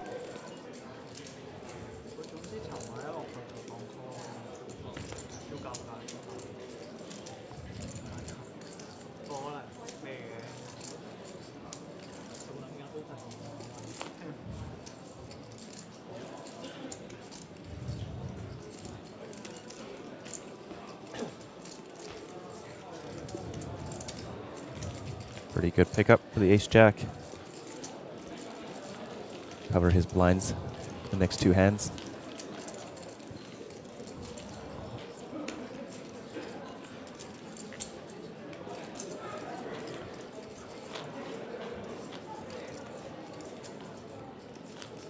So I'm guessing, Sam, you've been a bit too busy to explore more of Jeju this time around, but anything you're looking forward to on that front?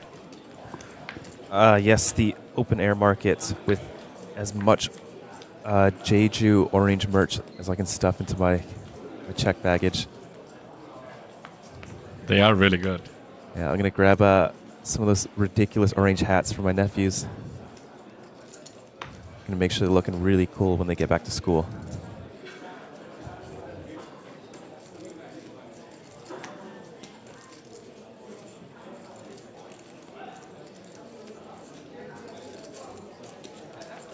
Are they officially mandarin oranges or tangerines or something?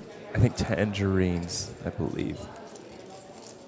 I got some fantastic, I want to say tangerine or maybe mandarin orange cookies. No, sorry, they are mandarin.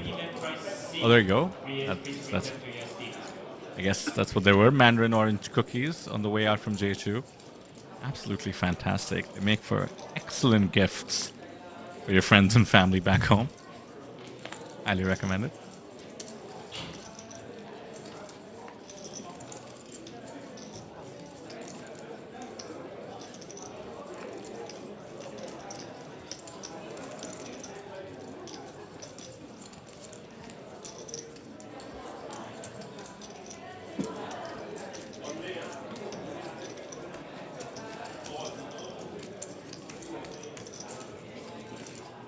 huge shove here from Lin, and I think that should dissuade Chan from the ace-8 suited.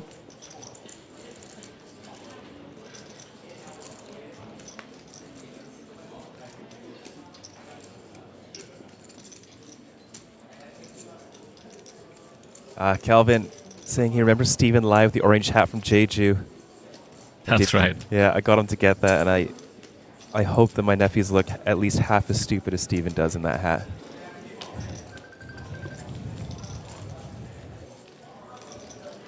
Did you have him wear it in Hong Kong, or was it? Yeah, at Taipei? HKPPA. That's right. I saw that. So good. Have you seen the picture? I'm sure I have, although I can't remember it. Let's see if I can find it one more time, and it's incredible. How do we put it up on the APT website? For everyone That's to the real see? question. I don't think Steven would like that. I think final table photos at APT Jeju should be in those hats as well. Yes, we did see quite a few of those. Somebody has a toque that has a little bauble on top that's actually a little orange in its own hat. And I need to find that one. Okay. Kiwi in chat asks us if you've tried a Mandarin crumble, which sounds fantastic, by the way. But I can't say I have. Like an apple crumble, but in Jeju.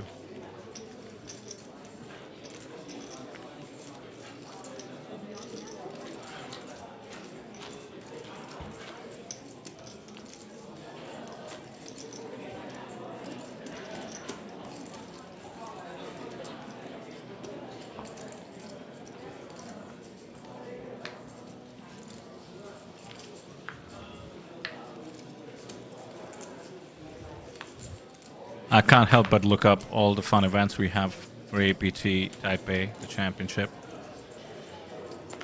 Not all of these are final yet, by the way. Just keep adding more fun ones.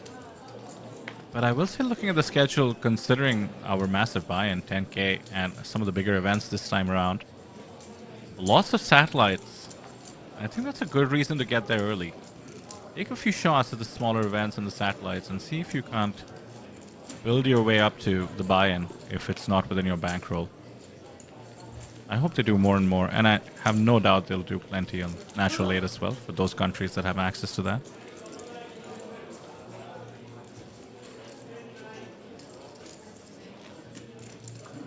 Also, a very cool feature of the website is click USD. All the currencies translate. The APT website just gets better and better every series. Live reporting is incredible. Absolutely.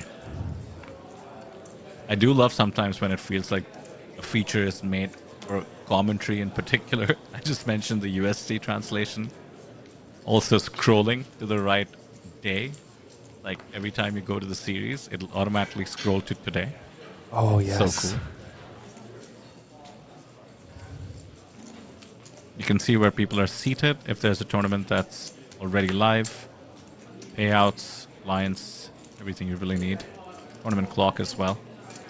Meanwhile, the frisky chip leader getting frisky as always. 5 deuce suited on the button and kings for Lee on the big. Time bank being used. Not sure why. He has too many chips to go all in. So I suspect a 3-bet was always incoming. This is some serious balance bet. If you use a time bank and then 3-bet, I don't know. Doesn't feel like a weak hand.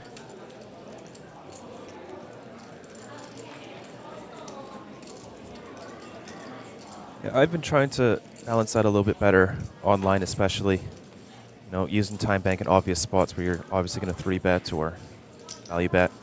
And like obviously small sample size, but I feel like it's been really working. Okay. So your opponent thinks you're weaker?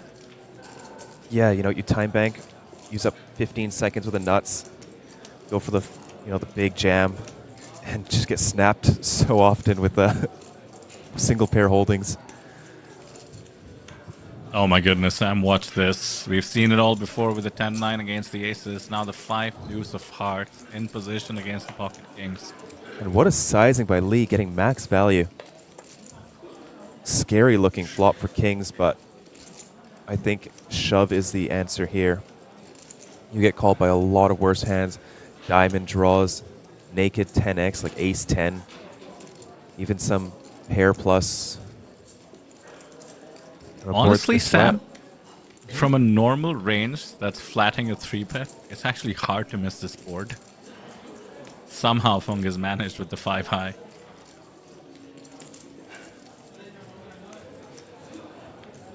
Yeah, like normal 3-bet range, or 3-bet call range is just smashing this board. And it's tough to imagine a hand that would fold there besides something like 8-7 suited. So I imagine like pocket 8s and below are just going to be jamming pre-flop versus the 3-bet. So yeah, not a lot of hands that are going to have less than a pair there.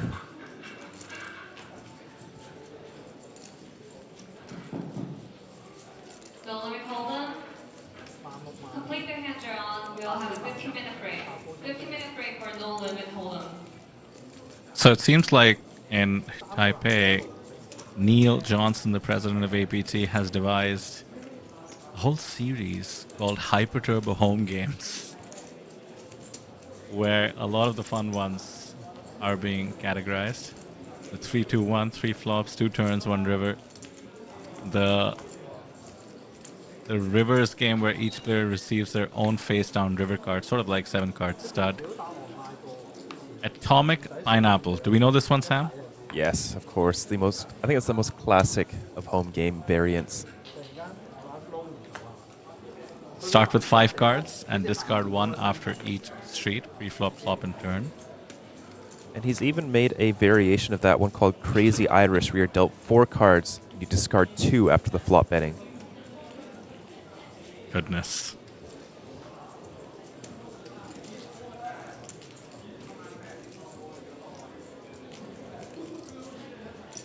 There's, of course, the deuce is wild, which just means that a deuce can be any card, right? Like a joker? Yep. Old school Western phraseology there. And then here we go. The Crimea River. Triple board. But the lowest river card kills its board. Yes, that one's I've played that one in home games. It's infuriating. So let me get this straight. 3 boards are dealt out, but if a deuce appears, for instance, that board just doesn't exist anymore. Yes. And I'm guessing the deuces are ranked by suits or whatever. And then there's 1 winner per remaining board. So it's a split pot game with 3 boards. One of them doesn't apply. So you can be raising and betting based on one of the 3 boards, but it might just be null and void by the time the river is reached. Exactly. Unbelievable. And may I just say, I cannot wait. I will be playing this one for sure. And then in absolute madness, there's a PLO high-low, double board bomb pot. You just start with 2 boards in PLO high-low, mind you. And it's a bomb pot, which means no pre-flop. What in the world? There was a flat on the small with ace-king, and now the big blind wakes up with ace-king as well. Yet another ace-king versus ace-king, but very funkily played one. Chan must be so happy right now. I wonder though, Sam. I mean, if he didn't jam to begin with, certainly doesn't love the hand too much, but yeah, it's going to call it off. Another chop. This time, Chan with a slight edge as he has 2 live suits. Ace of clubs covering the king of clubs of Lin.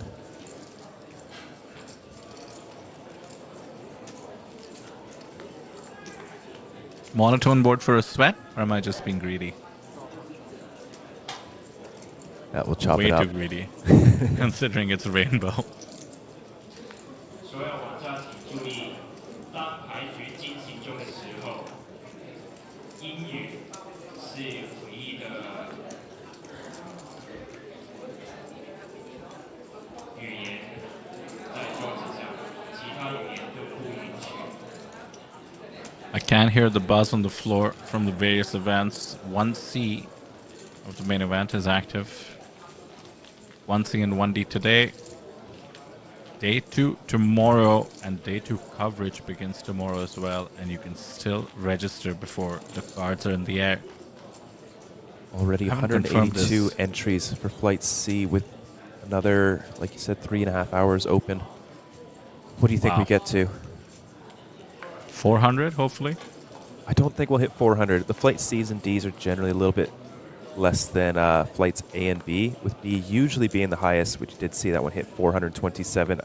I think 350 is a good amount for Flight C, and then maybe 320 for Flight D. I'll take it.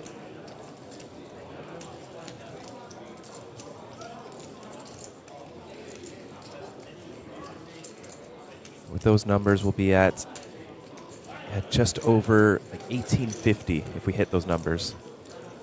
And my math isn't wrong. Wow. And in price pool, that would be? I think 3.6.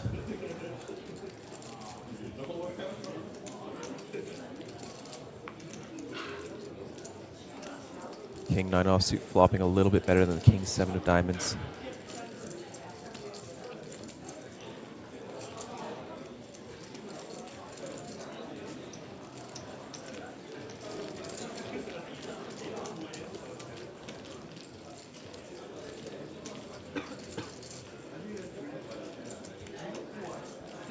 Calvin saying, like to have drama Hadougi, and drama Hadu 7. I think all these. I was playing these all night at Chinese Taipei Poker Association MTT format.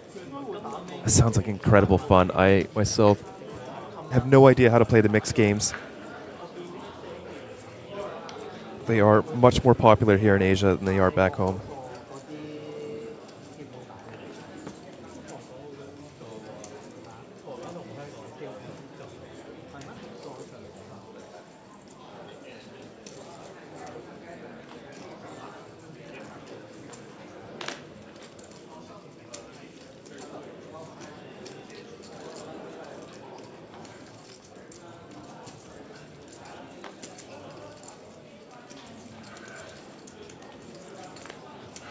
King Jack of Diamonds with 5 bigs. Great spot to jam versus the under the gun player. We'll be able to get it in very good. You see Feng make the call. It's only 4.3 big blinds. There's the call. Can Feng suck out? It's been a little while. Of course, Ray Chu was teaching you. Great guy.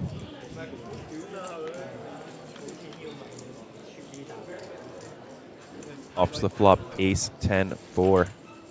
Feng needs to find a 3.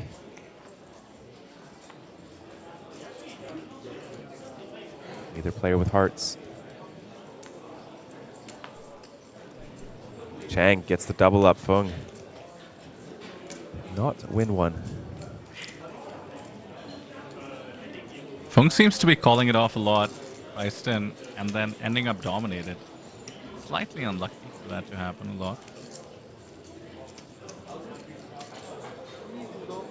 1.2 million in his stack now. And I think we'd somewhat ballparked the chips in play as 3 million. Approximately. So just 40%. Still more chips than he began the day with.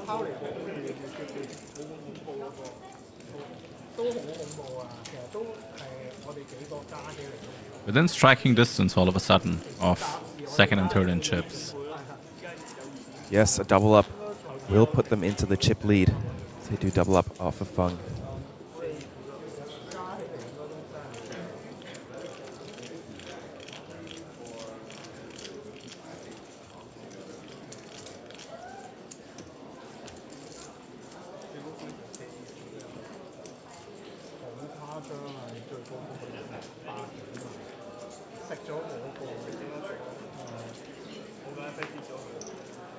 Sam, do you think there's any interaction between the Taiwanese playstyle and the Hong Kong playstyle here? I can't say I can discern them too much, but we certainly have experienced different countries having sort of different cultural biases towards poker. I think they've got very similar playstyles and very tough opponents of Hong Kong and Taiwan. Every time I'm playing a cash game with Steven, just think, what am I doing here? This is way too tough for the stakes that I'm playing. Right. But always fun. Always love the competition. I guess I personally know a little bit more about the Taiwanese ecosystem thanks to the APT going back so many times to Taipei, and Taiwan sort of being our home base when it comes to the big events of the APT. And I do feel that the coaching and content ecosystem in Taiwan has become so strong now. You mentioned Eric Tsai, who created Content Studio. Of course, he's one of the top players. We had Nevin Chang playing the super high roller yesterday. I mean, I keep thinking back to some of the superstars we've seen in the past. Fan Chi Wei comes to mind, who actually is a coach as well. He has a very aggressive playing style. Yes. And I think it's a very ripe infrastructure to develop very quickly in the poker world globally, not just in Asia. Yeah, we don't see too much out of the other countries compared to, Taiwan, just 3 big training sites. And with most of them being focused on, the Western world, you do see like a big gap in just like the modern day theory from players that don't really have access to those training materials due to language barriers. But we are going to see an all-in and a call. Another flip, Queen 10 of clubs at risk versus Chan's pocket 8s. Good time for Lin to take the spot, considering he ends up in a flip. Nice overlay with the 2.5 bigs and antes. Queen right in the window. Easy peasy and just 1-8 live.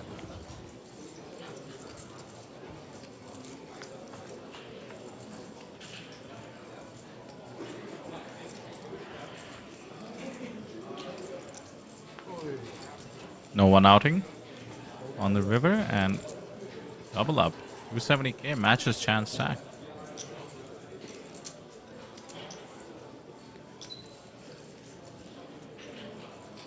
Eliminations have been hard won on this table.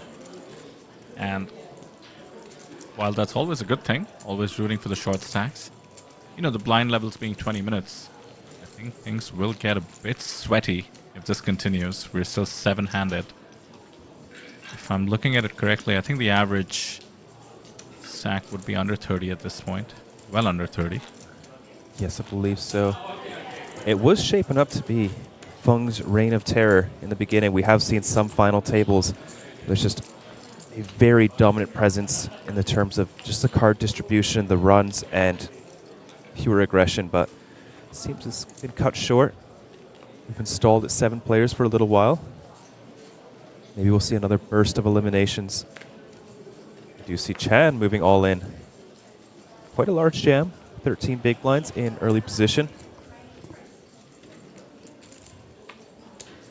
Feng's reign of terror.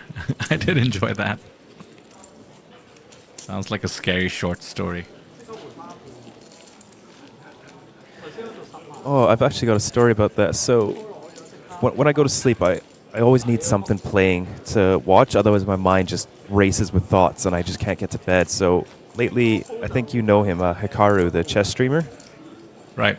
Yeah, so I'll just watch his bullet speed runs, and they always help me fall asleep. But somebody in one of the playlists for one of his speed runs put a short horror film somewhere around episode 17, which woke me up last night at after 6 hours playing. And it's 4 times as loud as the rest of the videos in this playlist. And I wake up, it's just called The Chair, short film horror story. And woke up to some very terrifying music. This should be punishable by ban. This is ridiculous. Right, to sneak that into a playlist of a chess speedrun? Just cruel.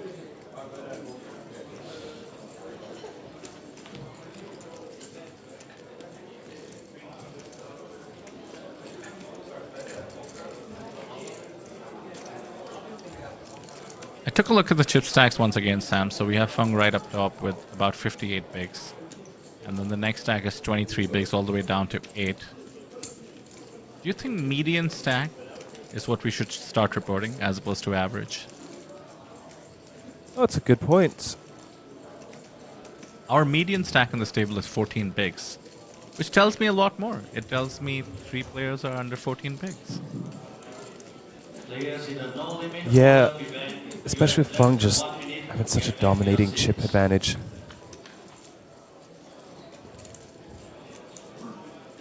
This could be a big one. Chan making top pair. Fung with the open ender. Equity's running quite close.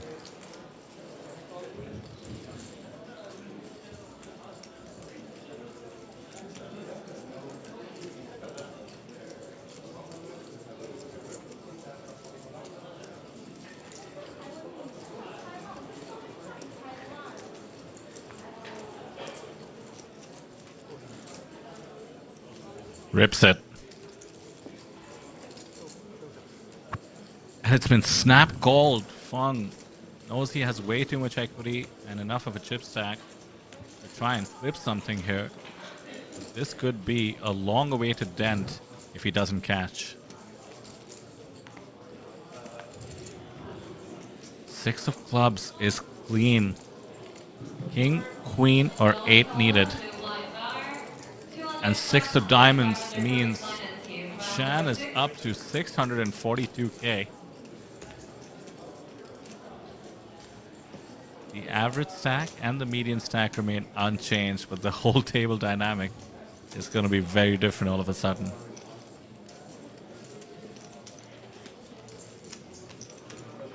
Yeah, Fung getting the worst of it in the last maybe 4 or 5 all-ins. It's been a rough run for him, but still chip leading, given how dominant his chip stack was coming in and picking up the additional 400,000 or 500,000 from his starting 1.1 million.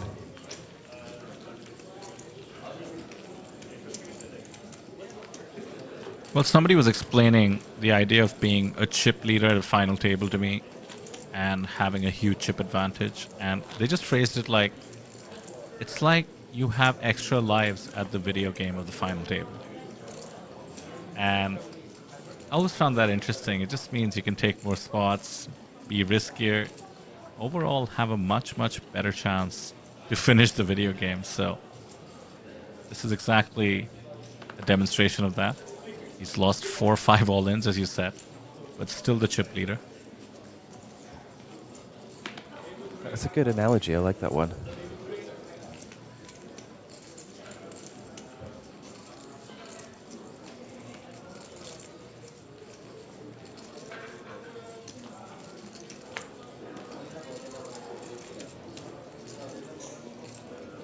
Is Chan going to get immediately frisky? Min raises from the small. I do see people doing that, and I have to confess I don't quite understand it. With the overlay of the ante, you're basically pricing in any 2 cards in the big blind. Yeah, it's a little bit too small. But with the big blind being 20 bigs, like you do see some raises up to 2.3 big blinds at final tables getting quite a bit of credit. Yeah, I'd have to think about that one.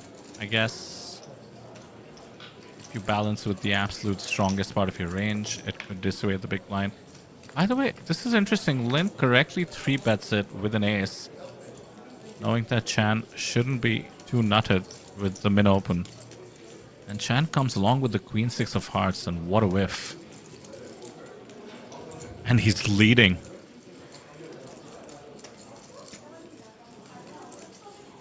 I would not know what to make of this in Lin's shoes. But I think I'm just shoving in Lin's shoes blind on blind.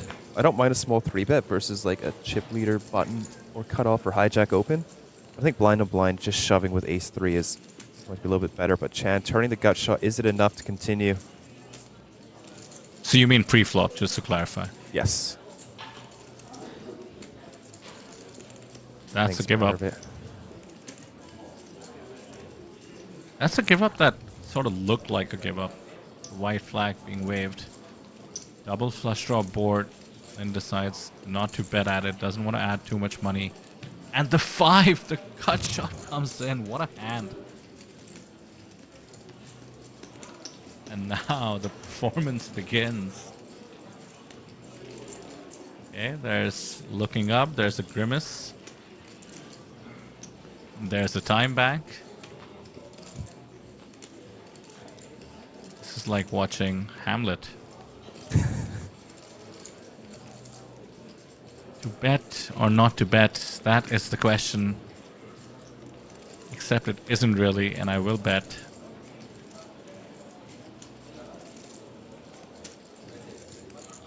Or will I? What's the price he wants to... Like Lin's hand feels like queens. Like that type of holding, or perhaps an ace high. I imagine a king is just going to shove either flop or turn.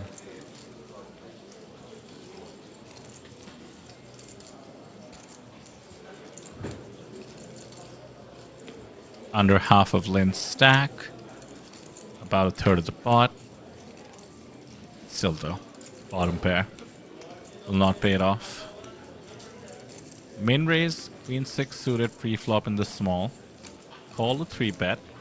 Donk on the king for 3-2 diamonds. And then get there on the river. Doesn't get paid, but still, pretty good outcome considering how that hand went. And look at that, nearly moves him into the chip lead.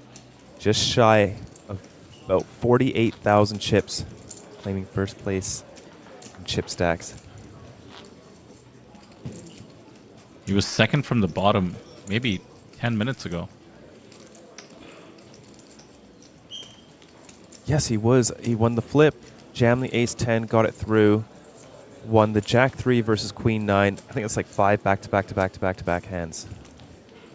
Incredible.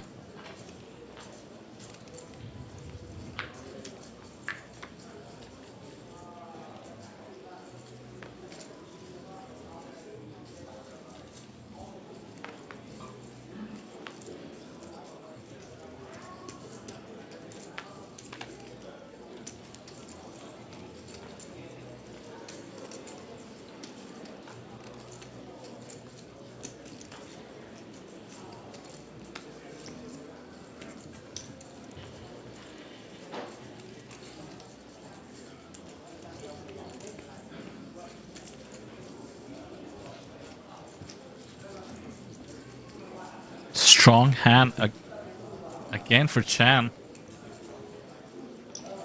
That is quite a rip.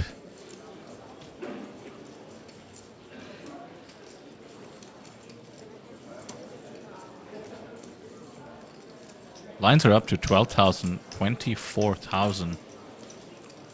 Stacks are very scrunched all of a sudden. And I think with that hand, Chan would have taken the chip lead. I believe so. Well, as Michael Scott from The Office would say, how the turntables have.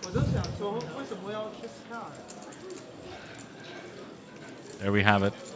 A new chip leader. Oh, no. Just close. 842 versus 860. Finally finds himself with a little bit of competition.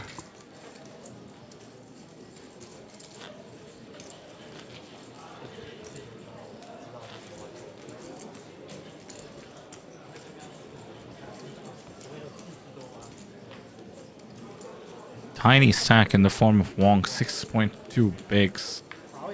Next to the blind level.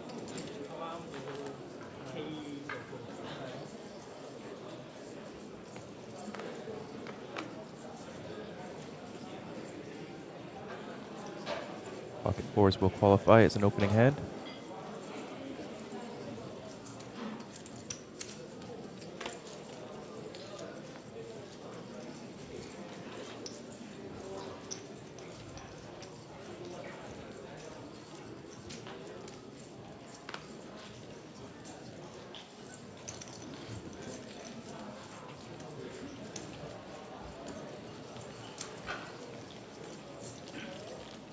One thing you do start to realize, covering a lot of cards upstreams, even the online cards upstreams, it's just hard to have a hand. Even seven-handed, you can open and take it down so frequently.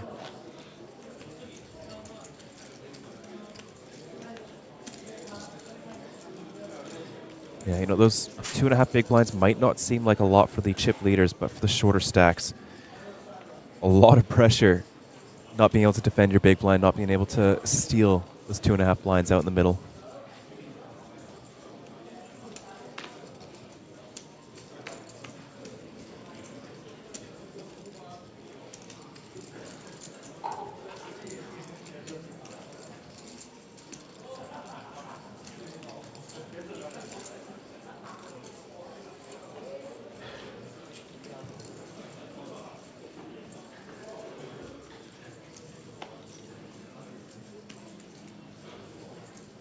Big blind jam from Lee. Will Fung make the call? This could get him back up to over $1 million if he makes the call and holds.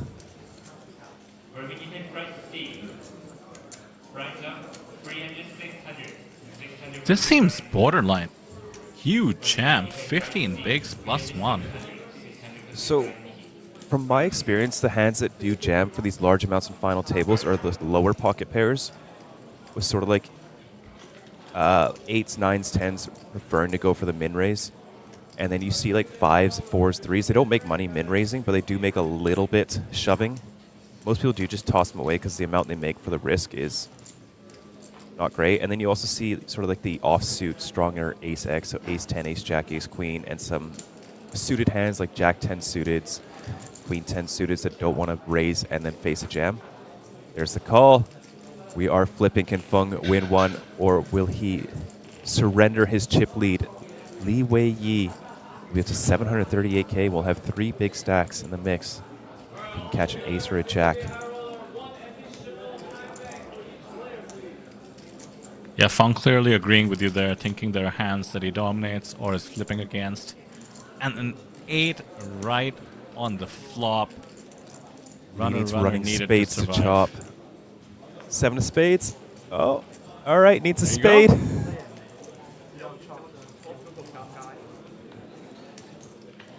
No way.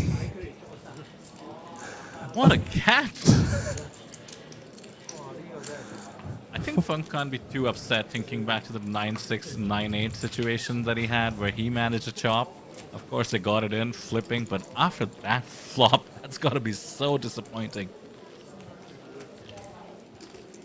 No kidding. We were seeing a lot of chops. 2 ace-king versus ace-kings. Like you said, the 9-6, and now pocket ace versus ace-jack flopping top set. Somehow chopping it up.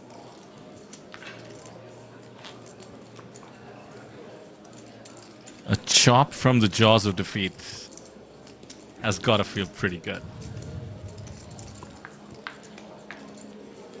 And he had a decent stack too, mind you. 15 bigs, so this really does give him a huge second life. I think 15 bigs was... He was the 3rd largest stack out of 7. I believe so, yes.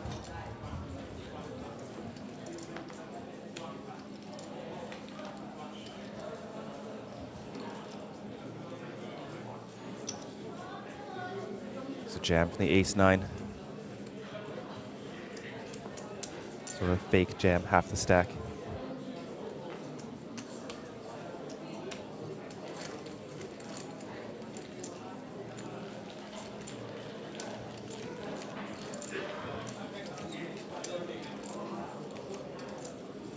With that fold, Wong is in deep trouble here. 4 bigs. Missed out on that small pay jump. It's a chop pot. 320 USD locked up. 400 is up next.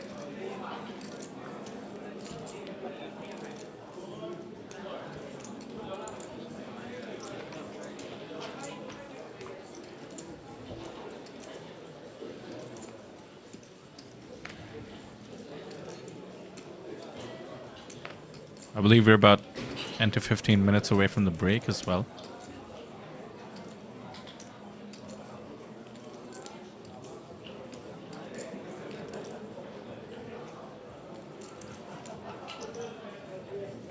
Another fake jam, Chang. Threes.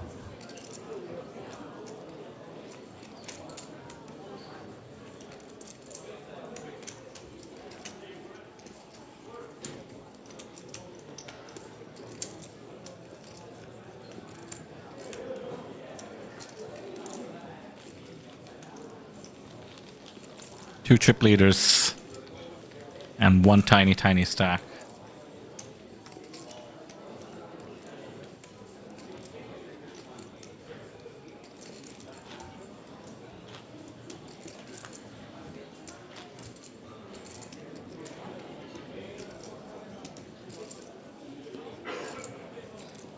I do wonder if some of these players have played and maybe even bagged the main already. I suppose they would have had to, barring their desire to play 1D, which would safely be registrable after this table is over. I can take a look, see if there's anyone that's currently got their bag. Sam, you think once one of these players gets eliminated from the main, Natural 8 breathes a sigh of relief?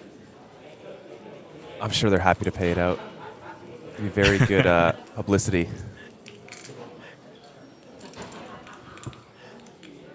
I'm only joking, of course. Natural 8, always happy to pay things out.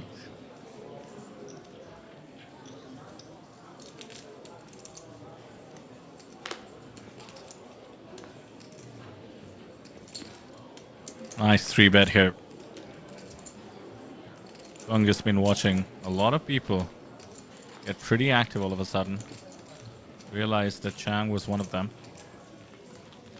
Takes it down, uncontested after that 3-bet.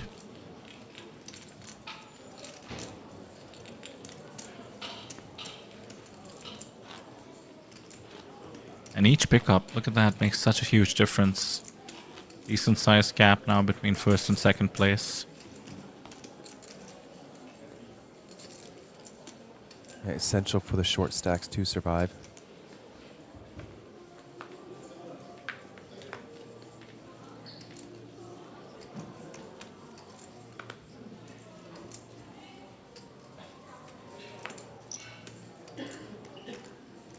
Chang hasn't lost any pep in his step. King Jack off, +1. Opens it up and a pocket pair for Fang. No 3-bet this time. Decides to peel. So it looks like He Hang Lee bagged just above starting stack for flight B. Nobody Very else nice. for flight B. Let's see if any of them bagged for flight A.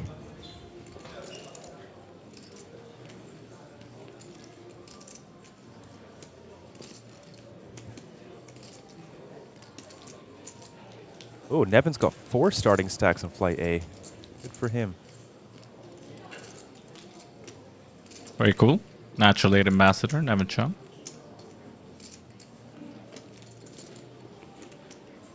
Wow, nobody else has a bag for on this table. Perhaps they're saving it for flight C and D, or rather flight D, I suppose. I don't mind even playing flight 1C after this table is over, which seems likely enough. You Yeah, get so many 5:30, you're blinds. right. Yeah, depends what you're comfortable with. A lot of tournament players do end up focusing their study into that 40 big blinds and below range.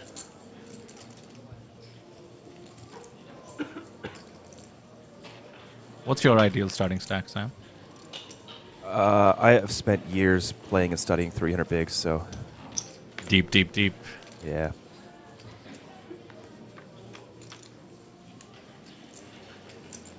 How about yourself, Adair? 4. I'll just tell you in a moment. I just noticed a 4 on the flop. We did see the pocket 4s wrestling with deciding to peel. We did. Or even perhaps just Bar. jam. Yeah, we're considering the squeeze as well. Respected the +1 open. Li Wei Yi on the button, folded 4s. He's going to be pretty sick. Queen 10 and King Jack don't have much, and 3s could be the best hand. I think taking a stab is reasonable. Looks if like 80k is going to be the ask. Your hand But just yeah, needs coming back so to your much protection. But yeah, go on, Vitor. Yeah, coming back to your question, Sam, I used to feel like I had some idea of what's going on deep stack, but it was a humbling experience realizing that I don't. I remember the hand that really woke me up to it. I had aces and opened, or 3-bet rather, the under the gun opener, maybe +1, +2, I don't remember. And the flop comes 9 high, and the guy 6x overbet jams. And I'm like, well, I have aces, and it's online, and people are silly. And I call it off, and he had top set. Oh, gross. read me like a book, figured I had to have queens, kings, aces, or something that would call it off, and profitably 6x overbet jam, and owned me. So that was humbling. Knew I had a lot of study rather to do. Yeah, the most important thing though, because generally these deep stack games are live, you need to node lock because the solver is a mega nit at 300 to 500 big blinds. But there are so many profitable spots where you can get 500 big blinds in with just an overpair, where the solver would need at least a set or like the top 2.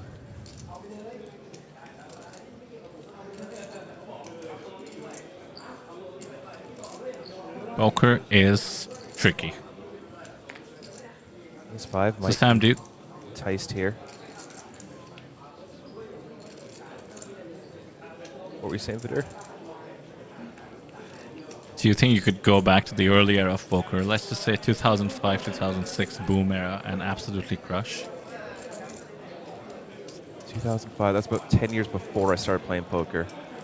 I think so. But I think anyone with today's knowledge would be able to go back there and just demolish everyone. You could sit down with like Phil Ivey, Patrick Antonius, Daniel Negreanu, like those old high stakes poker days, and just absolutely murder them. What a thought. You know, it's crazy how much the game has evolved in 20 years. You listen to the commentary back then and you just go, everything is so wrong. But that was just the strategy back then because, you know, we did have a time where people didn't know how to calculate what the percentage of getting ace-king versus pocket queens in pre-flop was. That's right. Not too long ago, too. But I do feel the hate towards any commentary from that era is undeserved. I will stand up for Norman Chad and Lon McCarran till the day I die. I agree with that. You know, there'll be a day when things that we say on stream will be very outdated. When yes, tomorrow. When maybe like, the super solvers come out that just invent some new strategies that nobody thinks of today.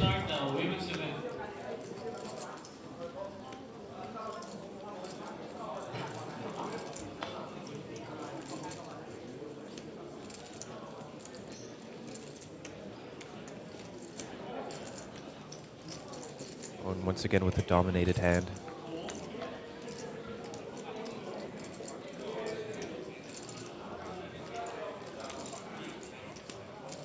What a great flop for under the gun. The deuce is not likely to connect with Chang.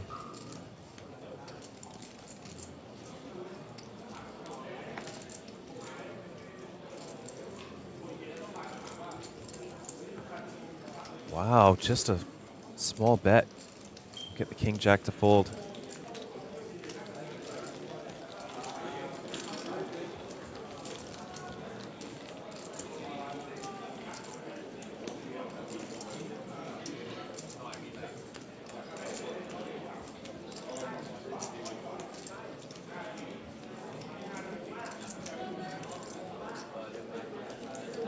I believe we are approaching the final hand before send the players on break. 3 minutes 40, maybe 2 hands.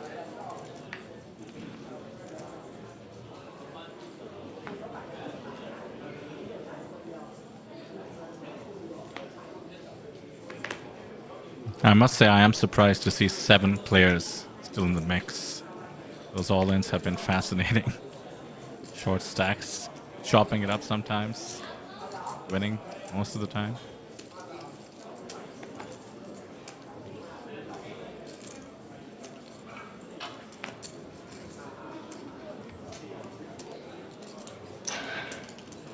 Chan, look at this. 6-4 suited in the hijack. It's flatted by the queen 9. And manages to flop bottom pair on the ace 5-4.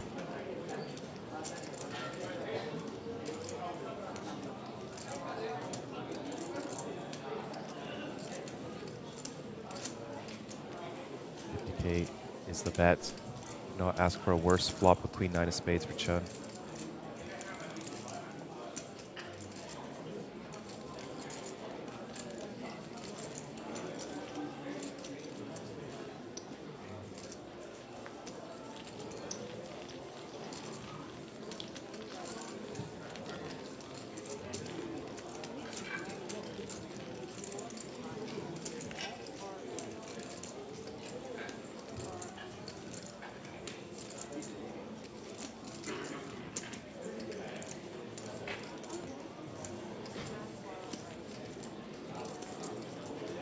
So just a reminder, $320 is 7th place locked in right now.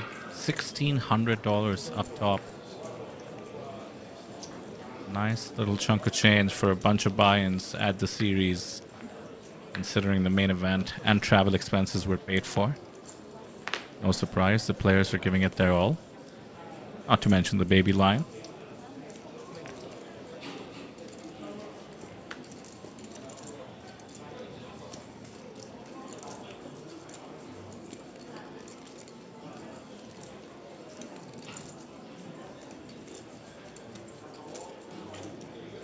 There's the jam with the king 9 suited.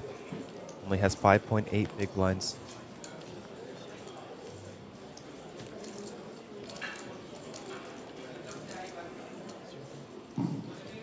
All right, 1 minute warning for all tour players on a single day high roller. Once again, 1 minute warning.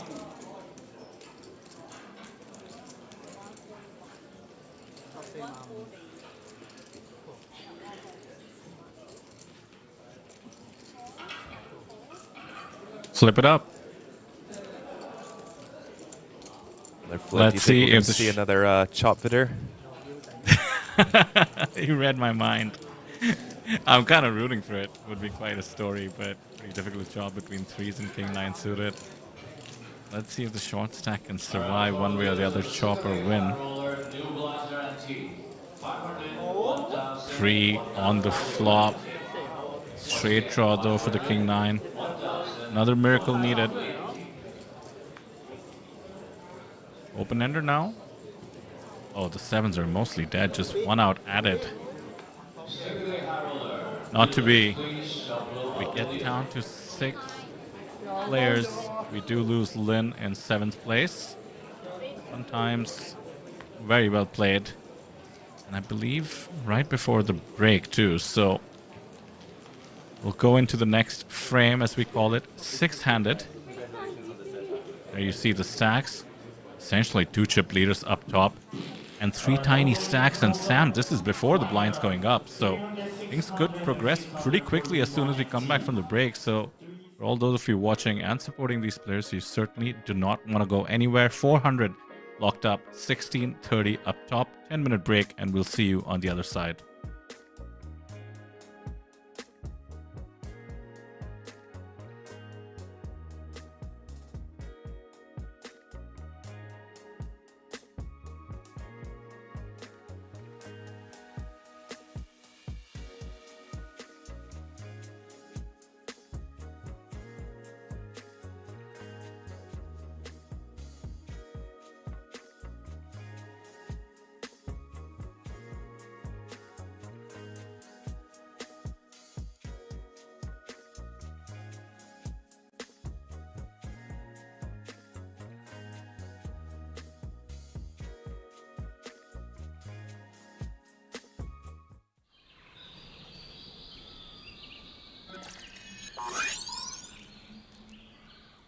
Welcome to Asia's largest online poker room. Our next generation poker software is now initiating.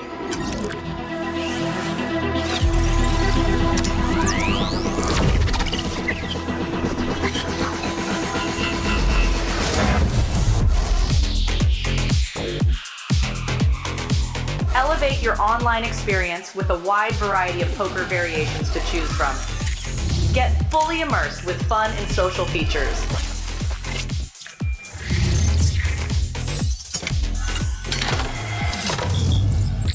Level up your game with PokerCraft and Smart HUD. Unlock a wealth of rewards including cashback, bonuses, and jackpots.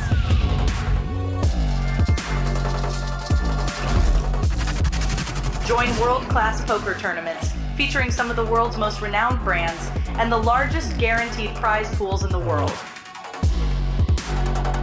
Experience the best in customer service and hassle-free transactions for a seamless online gaming experience.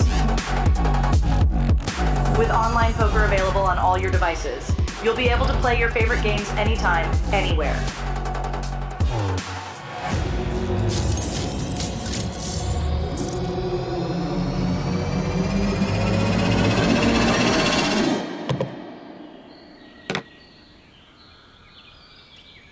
Sign up now and elevate your online poker experience today. In a world where the stakes are high and the competition fierce, there exists a realm where the best of the best converge. From over 50 countries, they gather, drawn by the chance of winning millions of dollars in life-changing money. But amidst these contenders, only a rare few will make it to the top. Those who remain composed under the relentless pressure, armed with an analytical mind that dissects every move, adapting, adjusting, shifting strategies like master tacticians.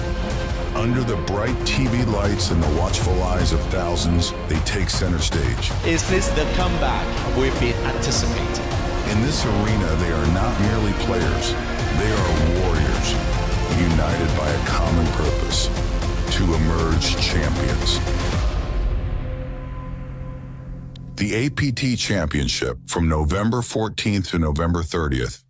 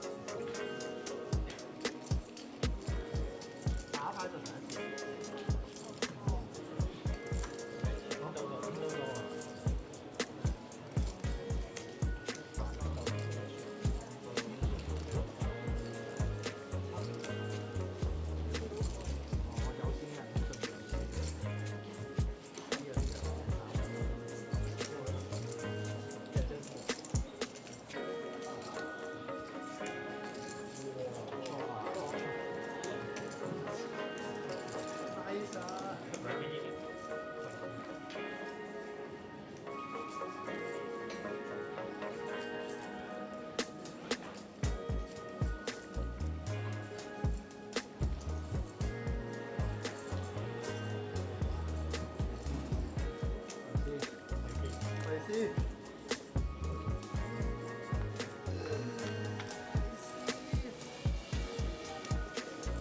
哦，呢度俾人變喎。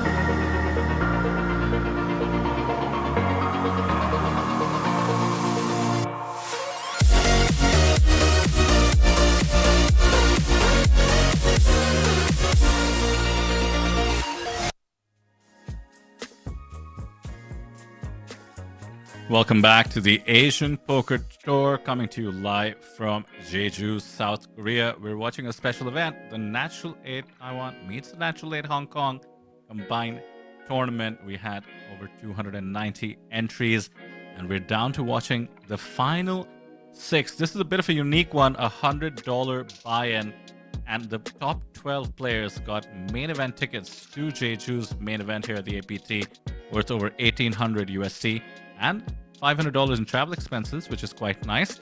And now we are playing for an additional $1,600 up top.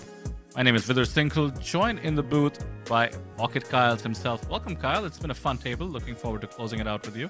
Hey, glad to be back here. Fresh and early here in Jeju. Well, early for me. It's 2 in the afternoon. You know, had a nice little sleep in today. Missed a little bit of the beginning of this one here, but I'm glad to catch the final 6 now. I see they've already locked up $400 additional on this final table for the top 6, playing for a top prize of $1,630 USD.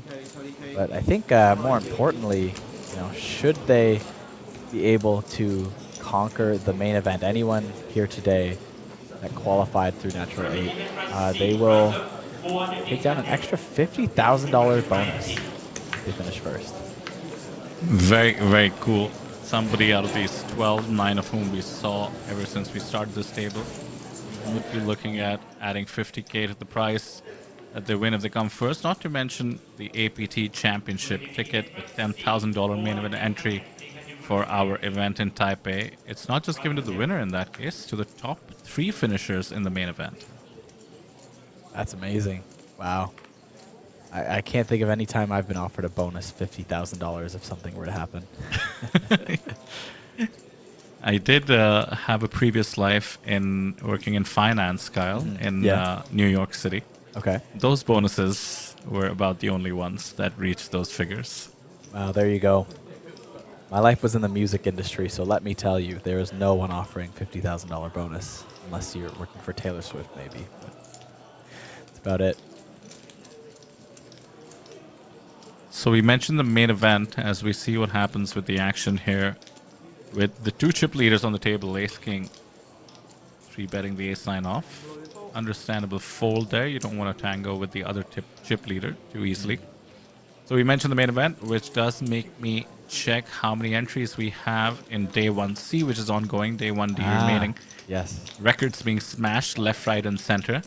Sam is being very, very ambitious, and he's set a pretty big line I'll tell you about in a moment. Okay. 230 players already for Day 1C, which is amazing, I must say.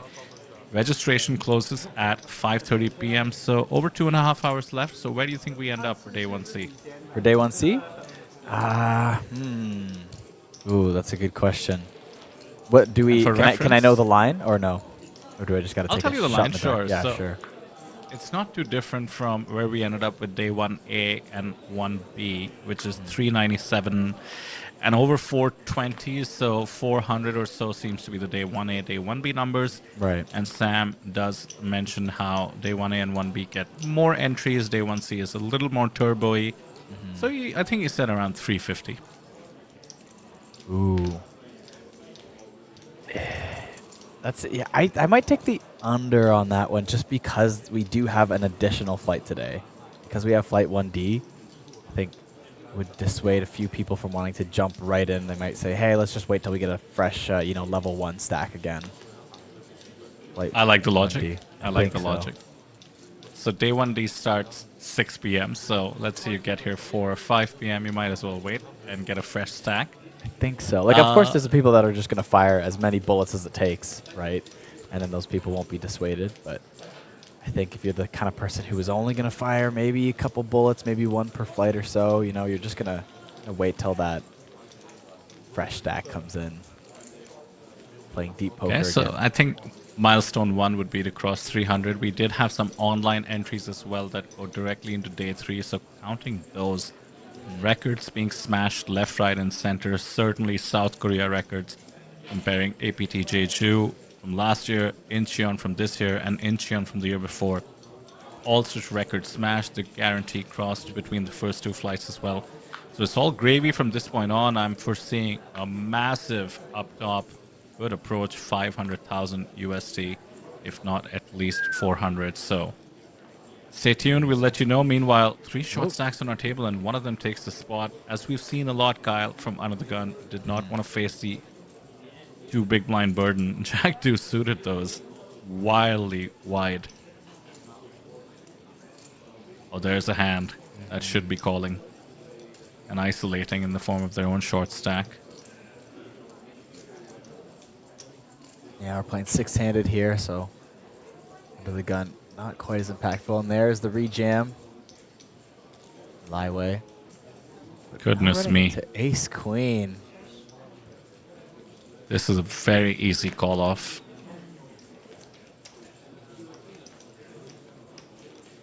Tough luck for Li Wei-yi, who correctly isolated will end up dominated once Chan makes the call.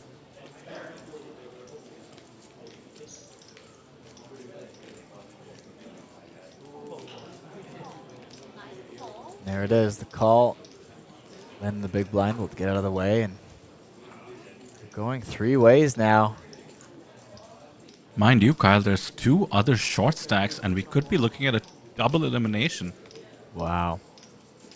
Going to be massive. This would be a $250 pay jump from 6th to 4th. Let's see if the ace queen can get the job done.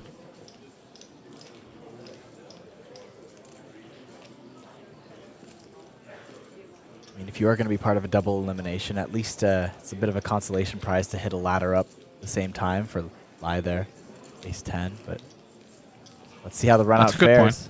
9-6-5, 2 clubs. Vector clubs. Lie. Oh, flush draw coming in now. 9 clubs on the turn. Everyone's still behind ace queen high, but the deuce on the river. Oh no. Gives Chang Hung-ye the check mark. Bottom pair is good multi-way here. And unfortunately, as I just mentioned, if you're going to get in that double elimination, you get that ladder up. But when the shortest stack is the best hand at play and you still lose to ace queen off, now you are the only one eliminated. No ladder up. You jinxed it. I know. My apologies, but Lai Wei walking out of here in 6th place with $400. But I think he'll do okay. Flights, accommodations, main event ticket.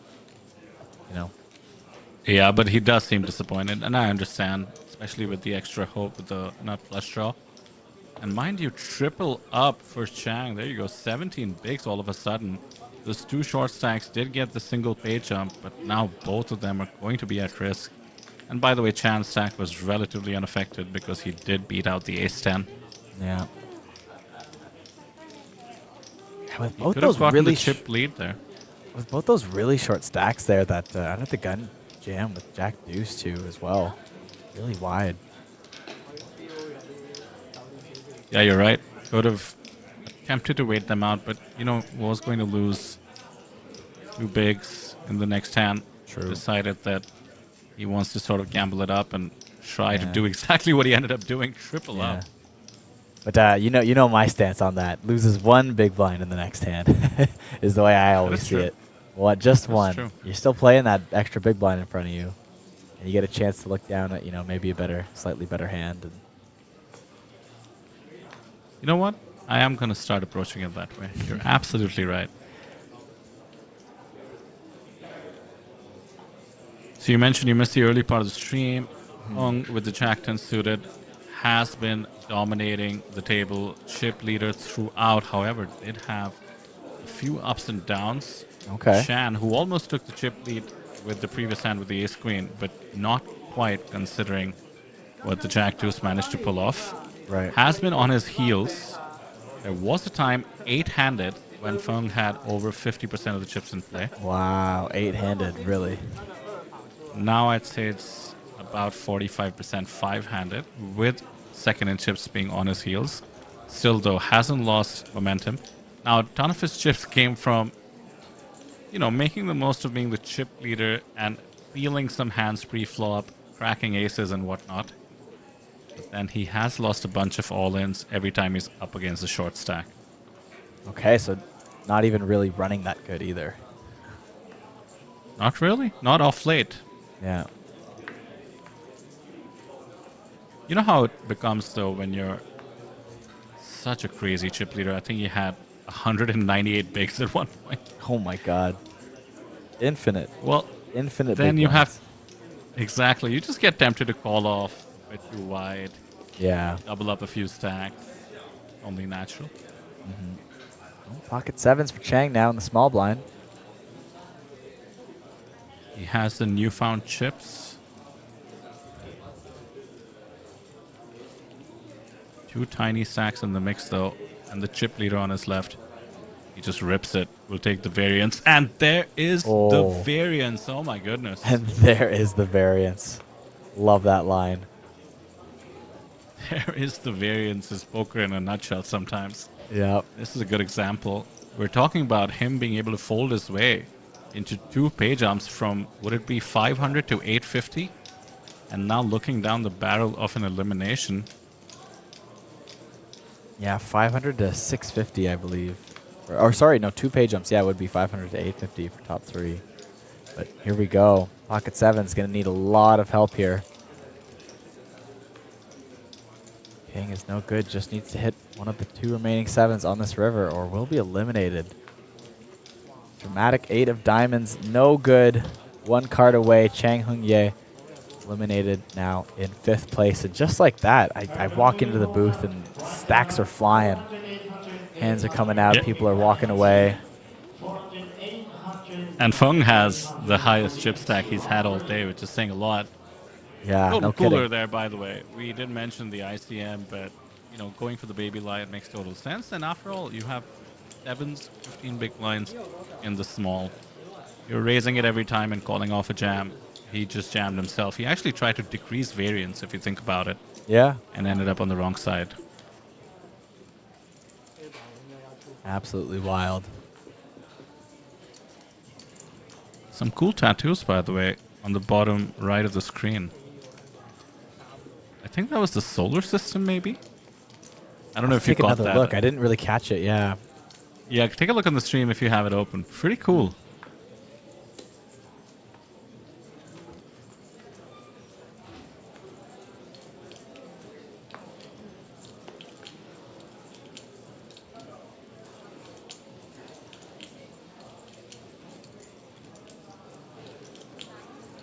Let's see if it comes back up again. I don't see it here on my replay stream, but he's 5 for All good, Chang I'll and point it Kwong. out. Oh, and pocket jacks for Feng now. It just doesn't stop. Goodness. Sometimes poker is an easy game, my friend. Well, we did say that with the super high roller. Thinking back to Daji in a similar spot, and he ended up heads up. Yeah, and then getting very unlucky. Couldn't seal the fate. Even with all the luck in the world, sometimes it isn't going to be your tournament, even at the very end. We should point out here, Kyle, that Chan has limped under the gun. Under the gun is the cutoff four-handed. Very, very unusual, and he might end up saving himself some chips, because if he'd opened, which is the standard thing to do, he wouldn't know how to receive this 3-bet. Now it's 160k bet, and looks like he's getting away from it. How do you do that? Lose the minimum with an ace four-handed?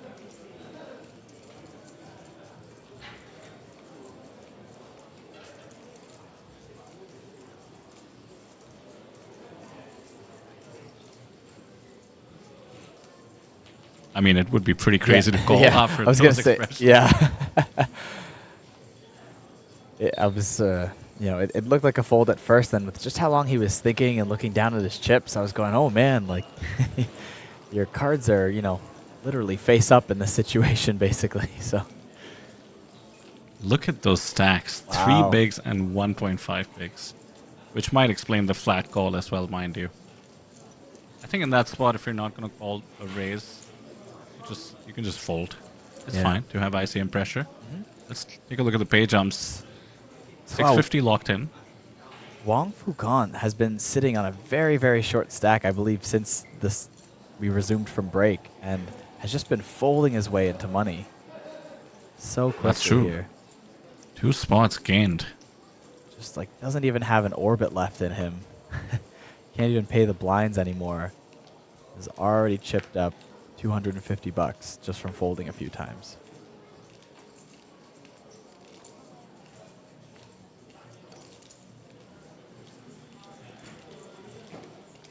Lin Che Li also very, very short. Going to fold again there. I mean, you know, a hand that could have played with just, what was it, 3 big blinds there, I believe I saw. Yeah, he wants the ladder. Yeah. They are meaningful, as we mentioned now. Now the next pay jump is 200 USD. And when you have someone sitting there with, you know, even though you have 3 big blinds, they're just sitting on half your stack. They are going to be forced all in shortly. Look at that chip count. 3 bigs and 1 bigs. 1 big, I should say. Yes. Not even a plural. Waiting each other out. I mean, they've been waiting each other out, but it's been the rest of the table that's been going home lately. So true. Now the ICM is tricky as well. Hung actually cannot just raise and take it down because 2 players are essentially committed. But he wouldn't mind doubling them up. He just wants to get into heads up with as much of an advantage as possible over Chan. Well, never mind all that because he has a real hand. He's crossed 2 million in chips. About 3 million in play. Wow. And a fold there by Lin. So he's done the math. Yeah. Wong would be at risk before him, right? Yep. Wow. Just barely. Just barely. I believe they're both literally sitting with what? A chip? 2 chips? We saw Lin Incredibly get down close. to 30k, so that's 1 small blind, right? Yeah, I believe they're both on 30k. Or 1 big blind, rather. Yeah, they both have 1 big blind in front of them. A green and a blue chip, or they want to look a little bit more rich. A few more blue chips, no green.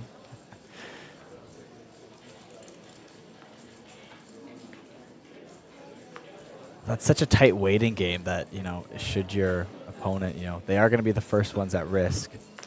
But if they aren't busted in that hand, now you're on the chopping block immediately. But I think it might be correct, by the way, mathematically, to wait I it think out so, because for sure. your opponent is going to get it in blind, and let's just give it a generous 35% equity, and you're essentially 2/3 likely to ladder up. Yeah.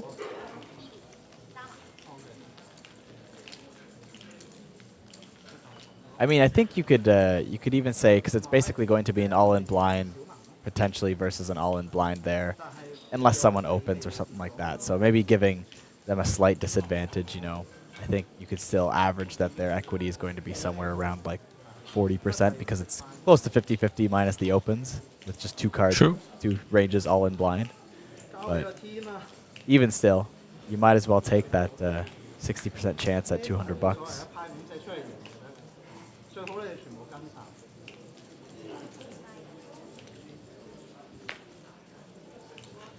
There's the all-in blind. Yep. And there's the equity you mentioned, Kyle. Yeah, close. Way the best of it. Oh my god, the anti-railing from Lin right now must be insane. If any voodoo does work in poker, we'll see it now. A soft flip, 45-55.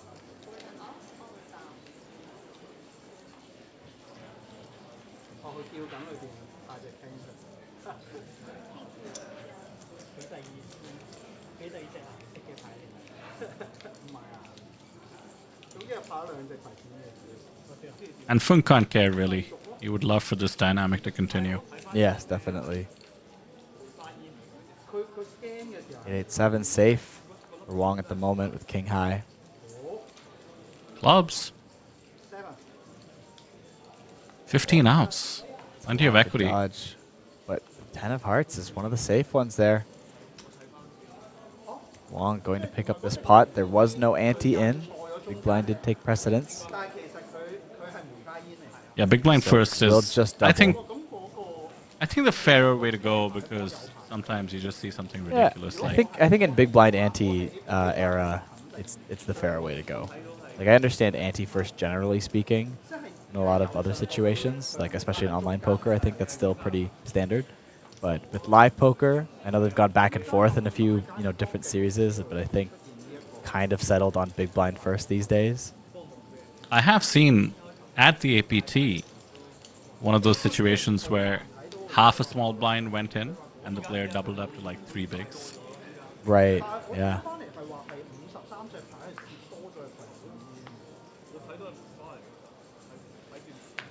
$15K in his stack, gets to see one more hand, folds the 7-6 off. And I suspect Wong will not commit now that he has small blind. And look at this, fireworks can happen between the chip leaders as well. Pocket jacks for Chan. He might play it cautiously. Can't blame him.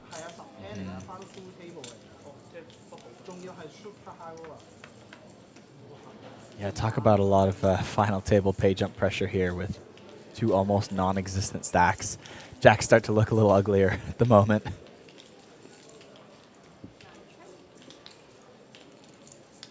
You'll be thinking back to that jam from the 7s when Fung managed to wake up with the 10s. Yeah. I'm surprised Fung doesn't take Fung Su Lung doesn't take a stab at that flop there, knowing that Chan has to play very, very tight at the moment. We have seen him deploy the delayed c-bet a lot on boards that you would expect bets. I think he just plays cautiously in case the opponent has an ace or a king on those range-heavy boards where you see people betting more frequently. Right.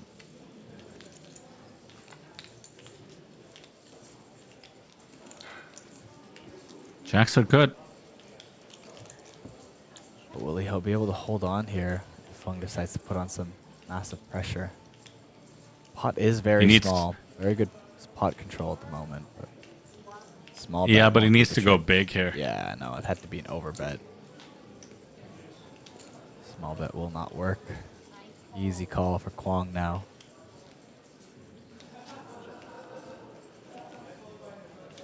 Ung knows he's been had with the pre-flop trap or caution. To the extent these two go heads up, I think that pot will go a long way. Yeah. Some added comfort. Oh, yeah.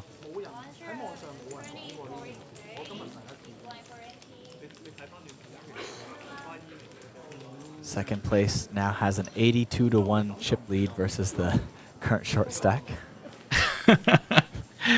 First place is 118-1. We have 2 stacks of 1.5 and 0.5 bigs, and it's been a while. Yes. Yeah, they both laddered up. I mean, I guess they were sitting on, it was under 4 bigs, I believe, when I sat down. They've managed to make 4 bigs, turn those folds into $250, and one of them will turn it into even more here. Both players survived the blinds as well this orbit.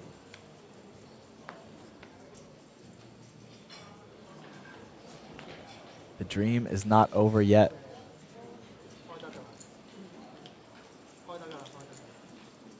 Here we go. Automatic all in again. Can't even win a full small blind. Or I guess, yeah, can't even win a full small blind now with the blinds up to 20K, 40K.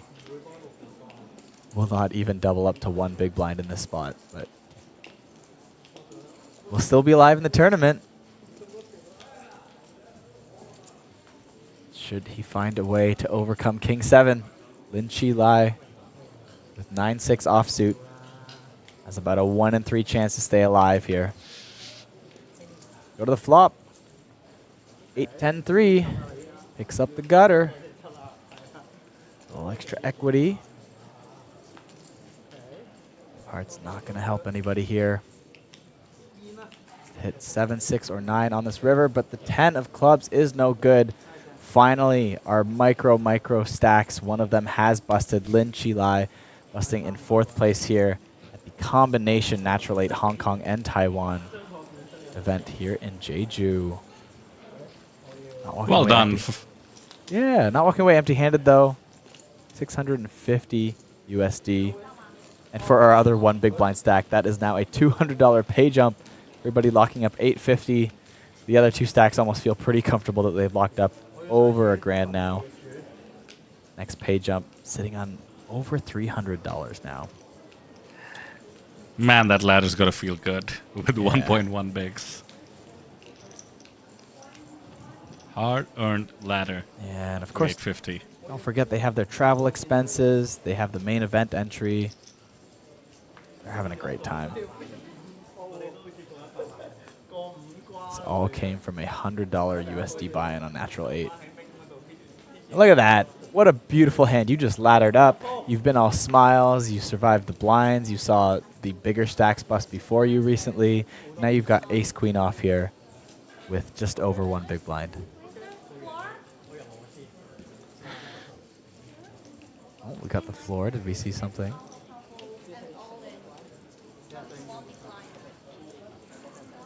I think we have a dead small blind situation. Oh, an ace-jack. Has him dominated. I mean, obviously going to get the call there for the extra 5K in chips. Just 1/8 of a big blind. Yeah, pretty surprised to see the fold from Chan. You would think he would collude, but I guess he's worried Fung might blow him off the hand. Queen in the window. Queen in the window. That's going to be pretty safe. There is backdoor diamonds. Still also be worried about that, but so far so good. Oh, the 10 of diamonds, probably the worst card in the deck, barring a jack. Or Wong Fukong. Never easy. Needs to dodge a lot now. The jack of hearts is now safe, though. Pair of queens is good. Big chip, I mean, you're chip up for basically Wong. free rolling this tournament now. Yeah. Oh, and Wong, too, does pick up that big blind ante. So goes from 1 big blind up to 3.3. Very nice. Triple up here for Wong Fukong. Do it again. Do it again. Do it again.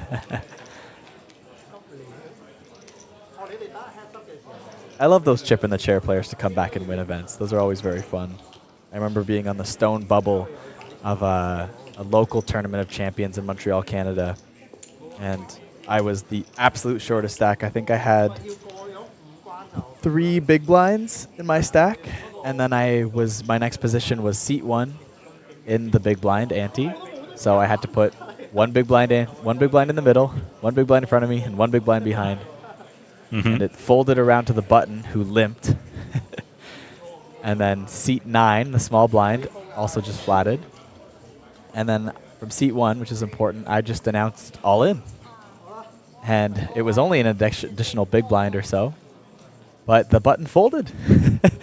No way. And they couldn't really see my stack because I was in seat 1 beside the dealer. And they just threw me an all-in chip. So they went, they limp folded. And then the small blind went, how much do you have? And I said, 1 more chip. He said, oh, I call. And I ended up winning that pot, beating the small blind, but the button would have won that pot, and I should have been the bubble boy. way. But I went on to win the whole thing. Pretty great. But That's here a we go great again. feeling. Wang Fukan, 7-6 suited versus Wang Sulung's Queen Deuce. Needs to hit 6, 7, or 8. Can he do it on this river? No. Wang Fukan, all smiles here, cannot be upset with that 3rd place finish.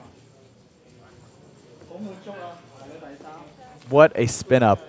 I came in, there were 6 players. I believe Wang had like 3.8 big blinds. With 6 players, somehow finishes 3rd without even ever getting back over 4 big blinds. That is an absolutely incredible spin up. What could have been a $400 finish turned into an $850 finish. That's just like free money. That's just like a free $850 just for fun. It's not free, Kyle. I'll say Yeah. that's some skill right there, man. No, that's it's well so true. earned. It's so true. This is definitely part of the dynamics of a tournament that Right. is important to familiarize yourself with, because a tournament is not just about winning for everyone. It's about adapting to the situation you're in. One of the top poker players in India has this phrase he likes to use. He says, in a tournament, you're either dominating or navigating, which I love. I love that. That is great. And navigating is crucial.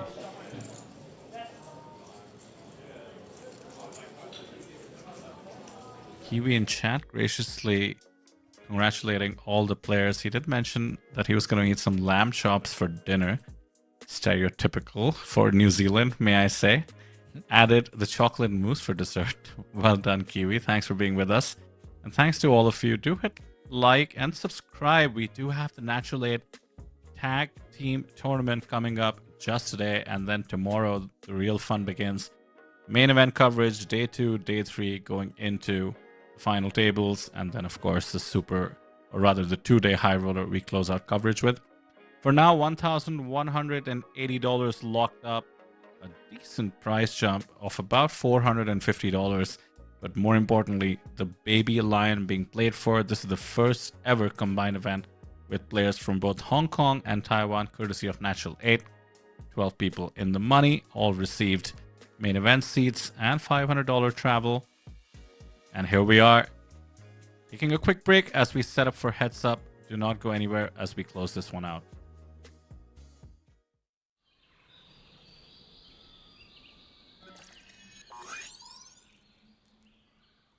Welcome to Asia's largest online poker room. Our next generation poker software is now initiating.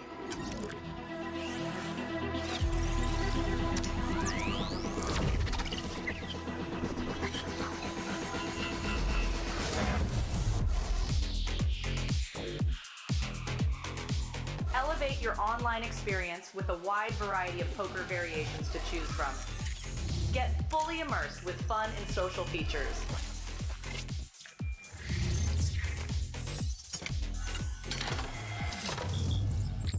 Level up your game with PokerCraft and Smart HUD. Unlock a wealth of rewards including cashback, bonuses, and jackpots.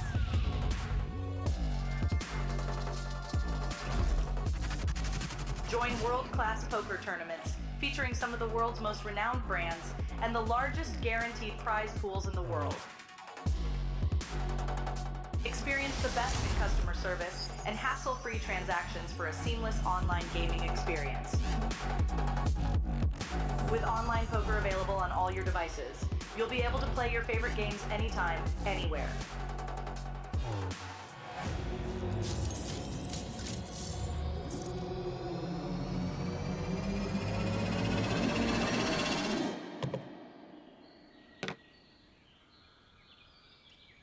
Sign up now and elevate your online poker experience today.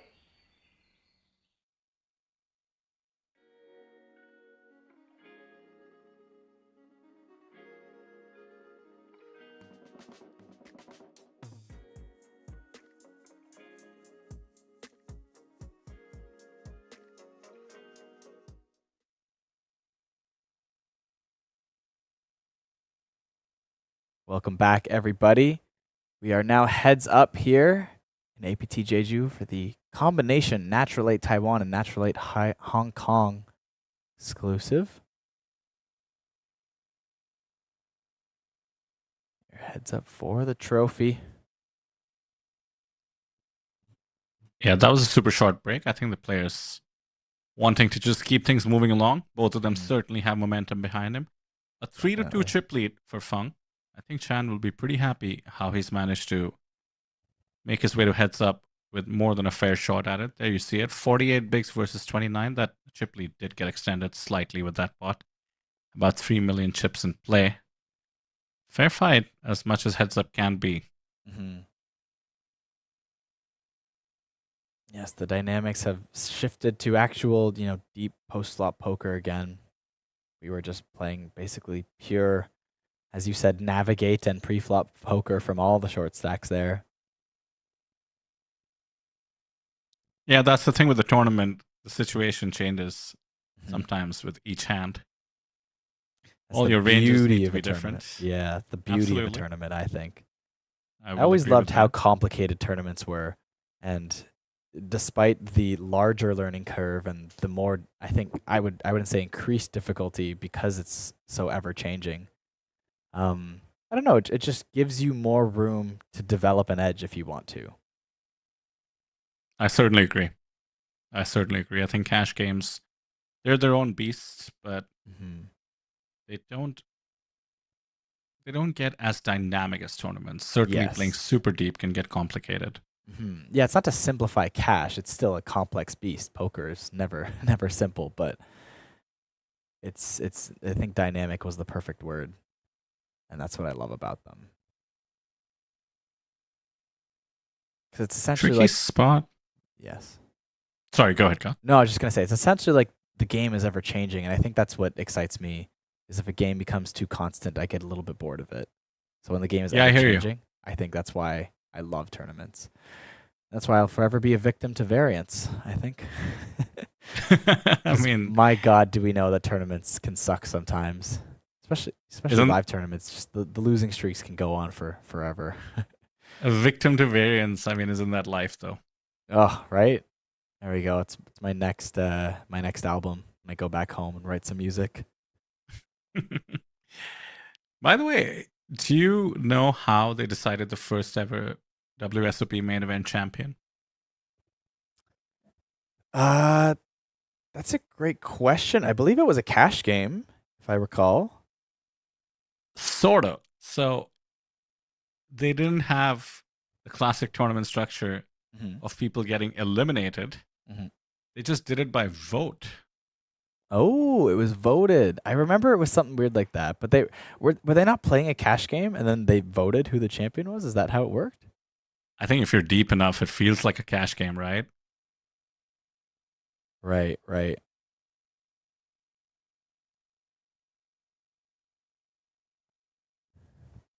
Well, here we go.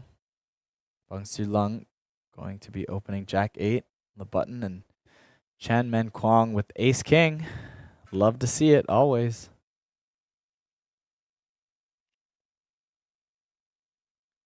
Tough to say who has the advantage heads up, card distribution aside. I think both these players have been very aggressive on their way to this heads up match. However, Feng had the chip lead throughout. It's much easier to be aggressive then.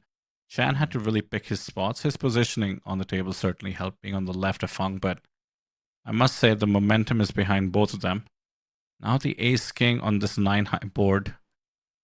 We're heads up. You certainly have to continuation bet after 3 betting pre-flop on a board like this.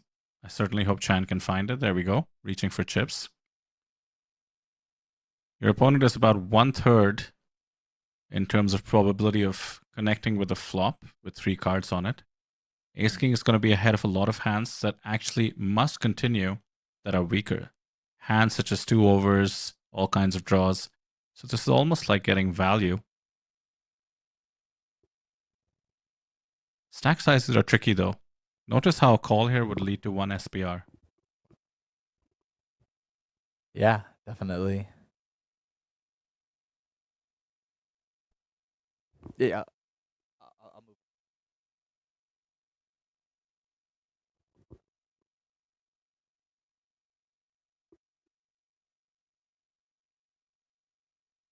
Nice Sitting pickup. 40 big blinds deep, though.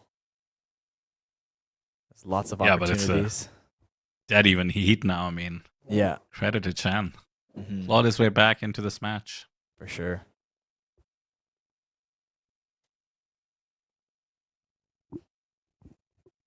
So Kyle, have you been a poker fan for a while before you were a player, or did that start out together? Yeah, it's been an interesting journey for me. I definitely was always much more of a player than I was a fan of watching poker. I mean, of course, it always caught my eye here and there, but I didn't follow it religiously, and I knew a few of the, kind of like the 2000s pros, right? Negrano, Helmuth, Maria Ho, all those, kind of that era of poker, right? But it's always just more intrigued me to play the game, to learn about the game, than it did to follow along with the media of the game, so to speak. How about you? Yeah, I think player first for sure, but I came, and I'm aging myself here, but I came up during the content boom in poker.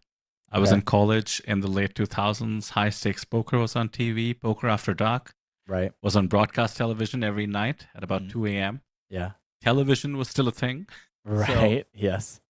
we used to love watching the poker TV shows at the time. I think I saw in a poker documentary that came out after Black Friday, but I think there were about 15 TV shows in and around poker on at the same time in the late 2000s. So certainly a heyday there. The UK sort of led the charge as well. I think it used to be called late night poker or something like that. Right. So I think one fed into the other. And I think maybe that's why I love doing what we do, because I can remember being the starry-eyed 19-year-old getting into the game and consuming all the poker content that I could. I think I was telling you we used to try and imitate whatever happened on high stakes poker. And frankly, part of me didn't believe people were really playing for hundreds of thousands of dollars. I thought that was like some TV kind of gimmick. Right. Yeah, and I mean, back in the day, TV gimmicks were a little bit more popular, right? There was less transparency about it all. It was a lot more believable when people would lie about stuff on TV. So it's hard to say for sure, I think, when you go back to some of this stuff, but Poker World so far seemed to be a pretty accurate one. Oh, yeah, for sure. And look at know, us here. It's almost like the APT. Right? We're about to give out, could be $500,000 for first place. Yes. Fortunately, not this tournament, to clarify for everyone watching, but definitely for our main event. Yeah, these two will be contenders. I think they've locked up almost a tournament buy-in in the main event if they want to fire another bullet to the extent they haven't bagged. Or maybe they're playing 1D. By the way, Kyle Chan did take the chip lead. I think we'll about even out with this fold right here after posting. Baby line in the middle. Dead even heat. This is exciting. Absolutely anybody's game here. I And found a lot of Kiwi- these. Yes? Oh, sorry. Go ahead. My apologies, Kyle. I just noticed Kiwi calling me out in chat, correcting me, as she should, saying she's a female. I actually didn't know that, but I suspect I used the wrong pronoun there. My apologies. The caffeine just about kicking in. Just had it on the break, and these two are trying to make short work of it. I think we've seen with a lot of these heads-up matches that, even when they're this deep, especially coming from, natural 8 events and such, it depends who you get in the mix, right? I think coming from these online events, these smaller buy-ins, sometimes you get some more players that aren't as familiar with some more advanced strategies, and sometimes the heads-up can be neck and neck, but then you just get 2 slightly decent hands, or just someone trying to pull off a bit of an out-of-line bluff and running into something that, is strong enough for heads-up to go with, and these heads-up matches can end a little bit early. But speaking of the action rolling Out of line off here, yeah. Yeah. Look at that 3-bet, 10-7 off. I mean, how do you decide that? Is that your favorite hand? Is it a read that you got? Or is it just Yeah. momentum? I mean, maybe it's just like one of those hands where, you know, you've heard a little bit of some strategy, but maybe are misusing it. Like you want to raise the absolute bottom of your range because you just get so many better cards to fold out, and thinking maybe 10-7 off is a lot worse than you're picturing it to be. But you know, Kyle, I'm not that big on letting the cards decide what I do. I think there's so many other variables, and especially in heads up, momentum matters a lot. We're 40 big blinds deep, right? So he's not risking a huge chunk of his stack. Yep. Does wake up with pocket nines now, and I think momentum could play a role here as well. I remember being heads up and just losing a few pots and really feeling on the back foot. And I had pretty much decided that I'm willing to take the variance and I'm going to go all in no matter what with about 9 bigs when I Right. wake up on the button with it. And I got 3 deuce off. And by the way, this was on stream. But I Oh, still wow. jammed because taking back the momentum was psychologically crucial. Oh, and look at this. This could be difficult to navigate. King high Yeah. board. My least favorite situation in poker, by the way, when you have a pocket pair and there's only one overcard. How do you proceed? Starts Yeah. off with a 2 big continuation bet. Especially heads up, you know, you still feel like you've got tons of value here. Beating a lot, but very dry. Static board at the moment. Oh, and this is probably a compounding of my least favorite situation. Facing a check raise with the second pair on an extremely dry board. It feels too weak to give up immediately. Meanwhile, you just feel like if your opponent does have a king, you're so far behind.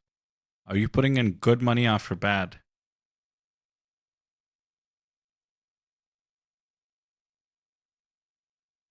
Too early to give up, like I said, for now. Oh my gosh, and a set on the turn. Are you kidding me? This is wild. How's that for good I was money? just talking about how these deep heads up, you know, battles can sometimes turn on a dime and then it's just over. And look at this here on this turn. We already got 600K in the pot. Effective stack is just under 1.1 million. I mean, is this just showers for fun? He's managed to keep the bet sizing on the smaller size.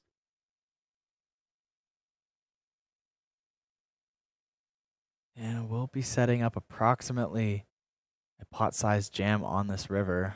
But what do you And think Kyle, your opponent is going to call with here when you've got king worst kicker? Are they really going to show down with a 7 on such a dry board? but credit where it's due, right? If Chan, for instance, had pocket tens, that sizing might have kept him interested. Yeah. Now finds the check. Chan, if he goes for all of it, could be looking to end this. And by the way, we're seeing a bit of Hollywood. We've seen it from him before. I would be worried about giving away too much. Yeah. If you act very sad and then bet, or very confused and then bet, it's usually a signal of strength. Not to mention, you called a check raise on a dry board. Fung has the worst kicker. He knows he has a bluff catcher, but he snapped it off, it seems. Wow. That is a huge pot. Feng Zulong Unlucky. now is suddenly on the ropes here. Just sitting on 15 big blinds. Was previously an absolutely dominating force on this table. Has made it to heads up, but is now looking at becoming the runner-up, not the champion. Chan Man Kwong now with a commanding lead here. It is his tournament to lose at the moment. It ain't over till it's over. One double up, and suddenly we'll enter that zone that we came into heads up with, the 2 to 3 chip deficit.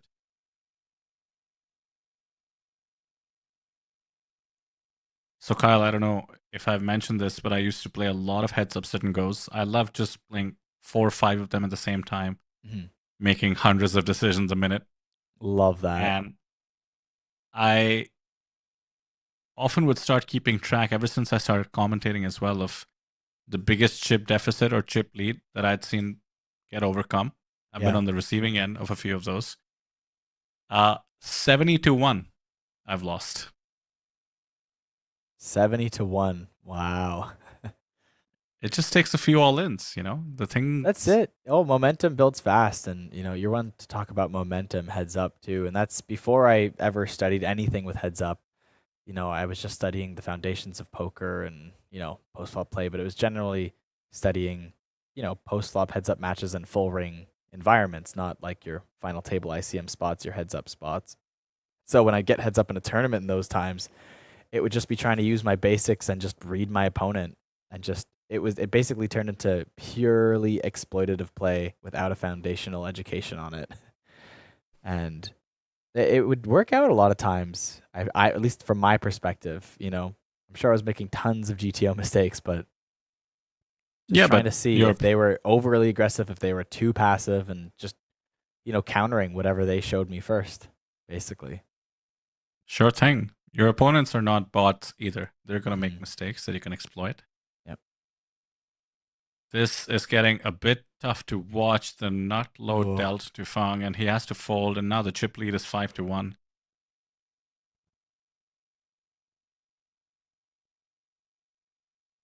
It'll take 2 double ups to be in contention here and have the chip lead himself.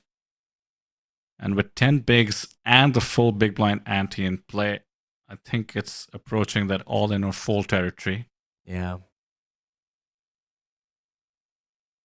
What a run by both these players, but Chan certainly getting the best of it off late, catching that 9 on the turn. Absolute game changer. All in with the king. Good spot to pick. Any king is profitable to jam on the button. Queen 4 suited. Much easier to jam than to call at this stack depth.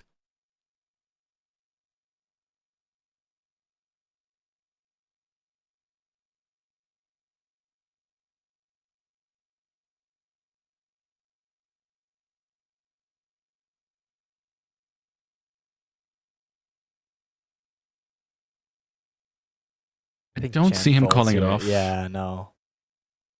Yeah, it's a little develops... too big. There it is. There we go. Why give up such a huge advantage that easily? Right.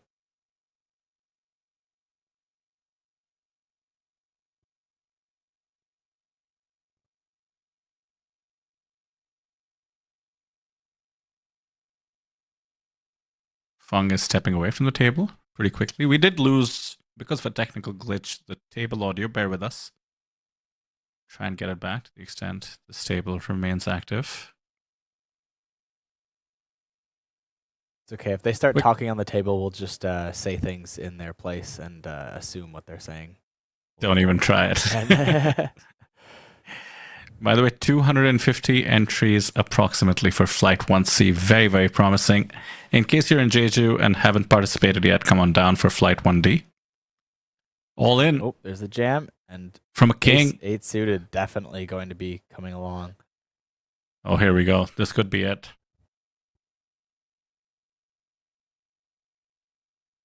Suits covered as well, added salt to the wound. King or a 6 needed.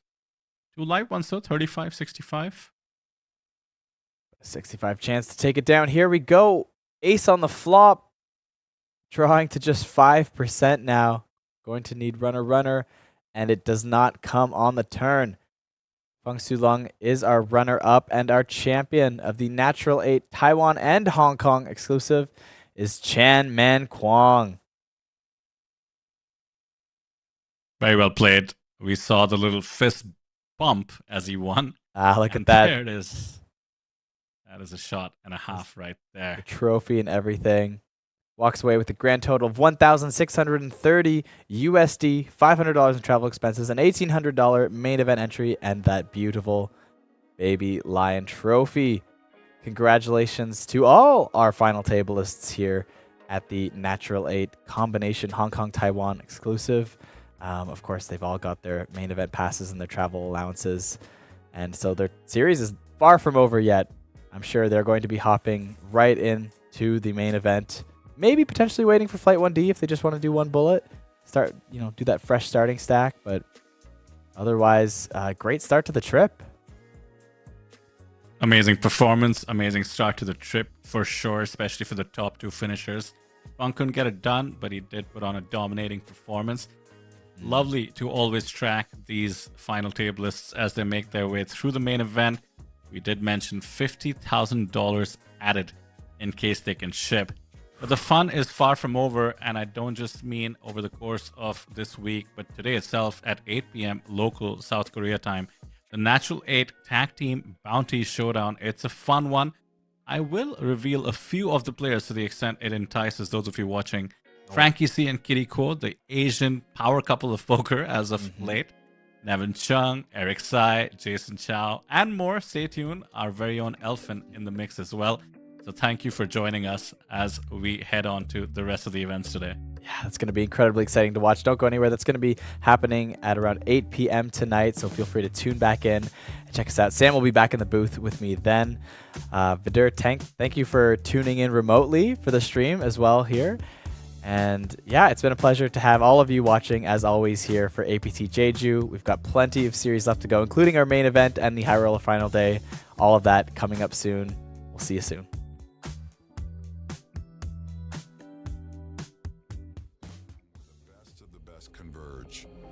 From over 50 countries, they gather, drawn by the chance of winning millions of dollars in life-changing money. But amidst these contenders, only a rare few will make it to the top. Those who remain composed under the relentless pressure, armed with an analytical mind that dissects every move, adapting, adjusting, shifting strategies like master tacticians. Under the bright TV lights and the watchful eyes of thousands, they take center stage. Is this the comeback we've been anticipating? In this arena, they are not merely players. They are warriors, united by a common purpose, to emerge champions. The APT Championship from November 14th to November 30th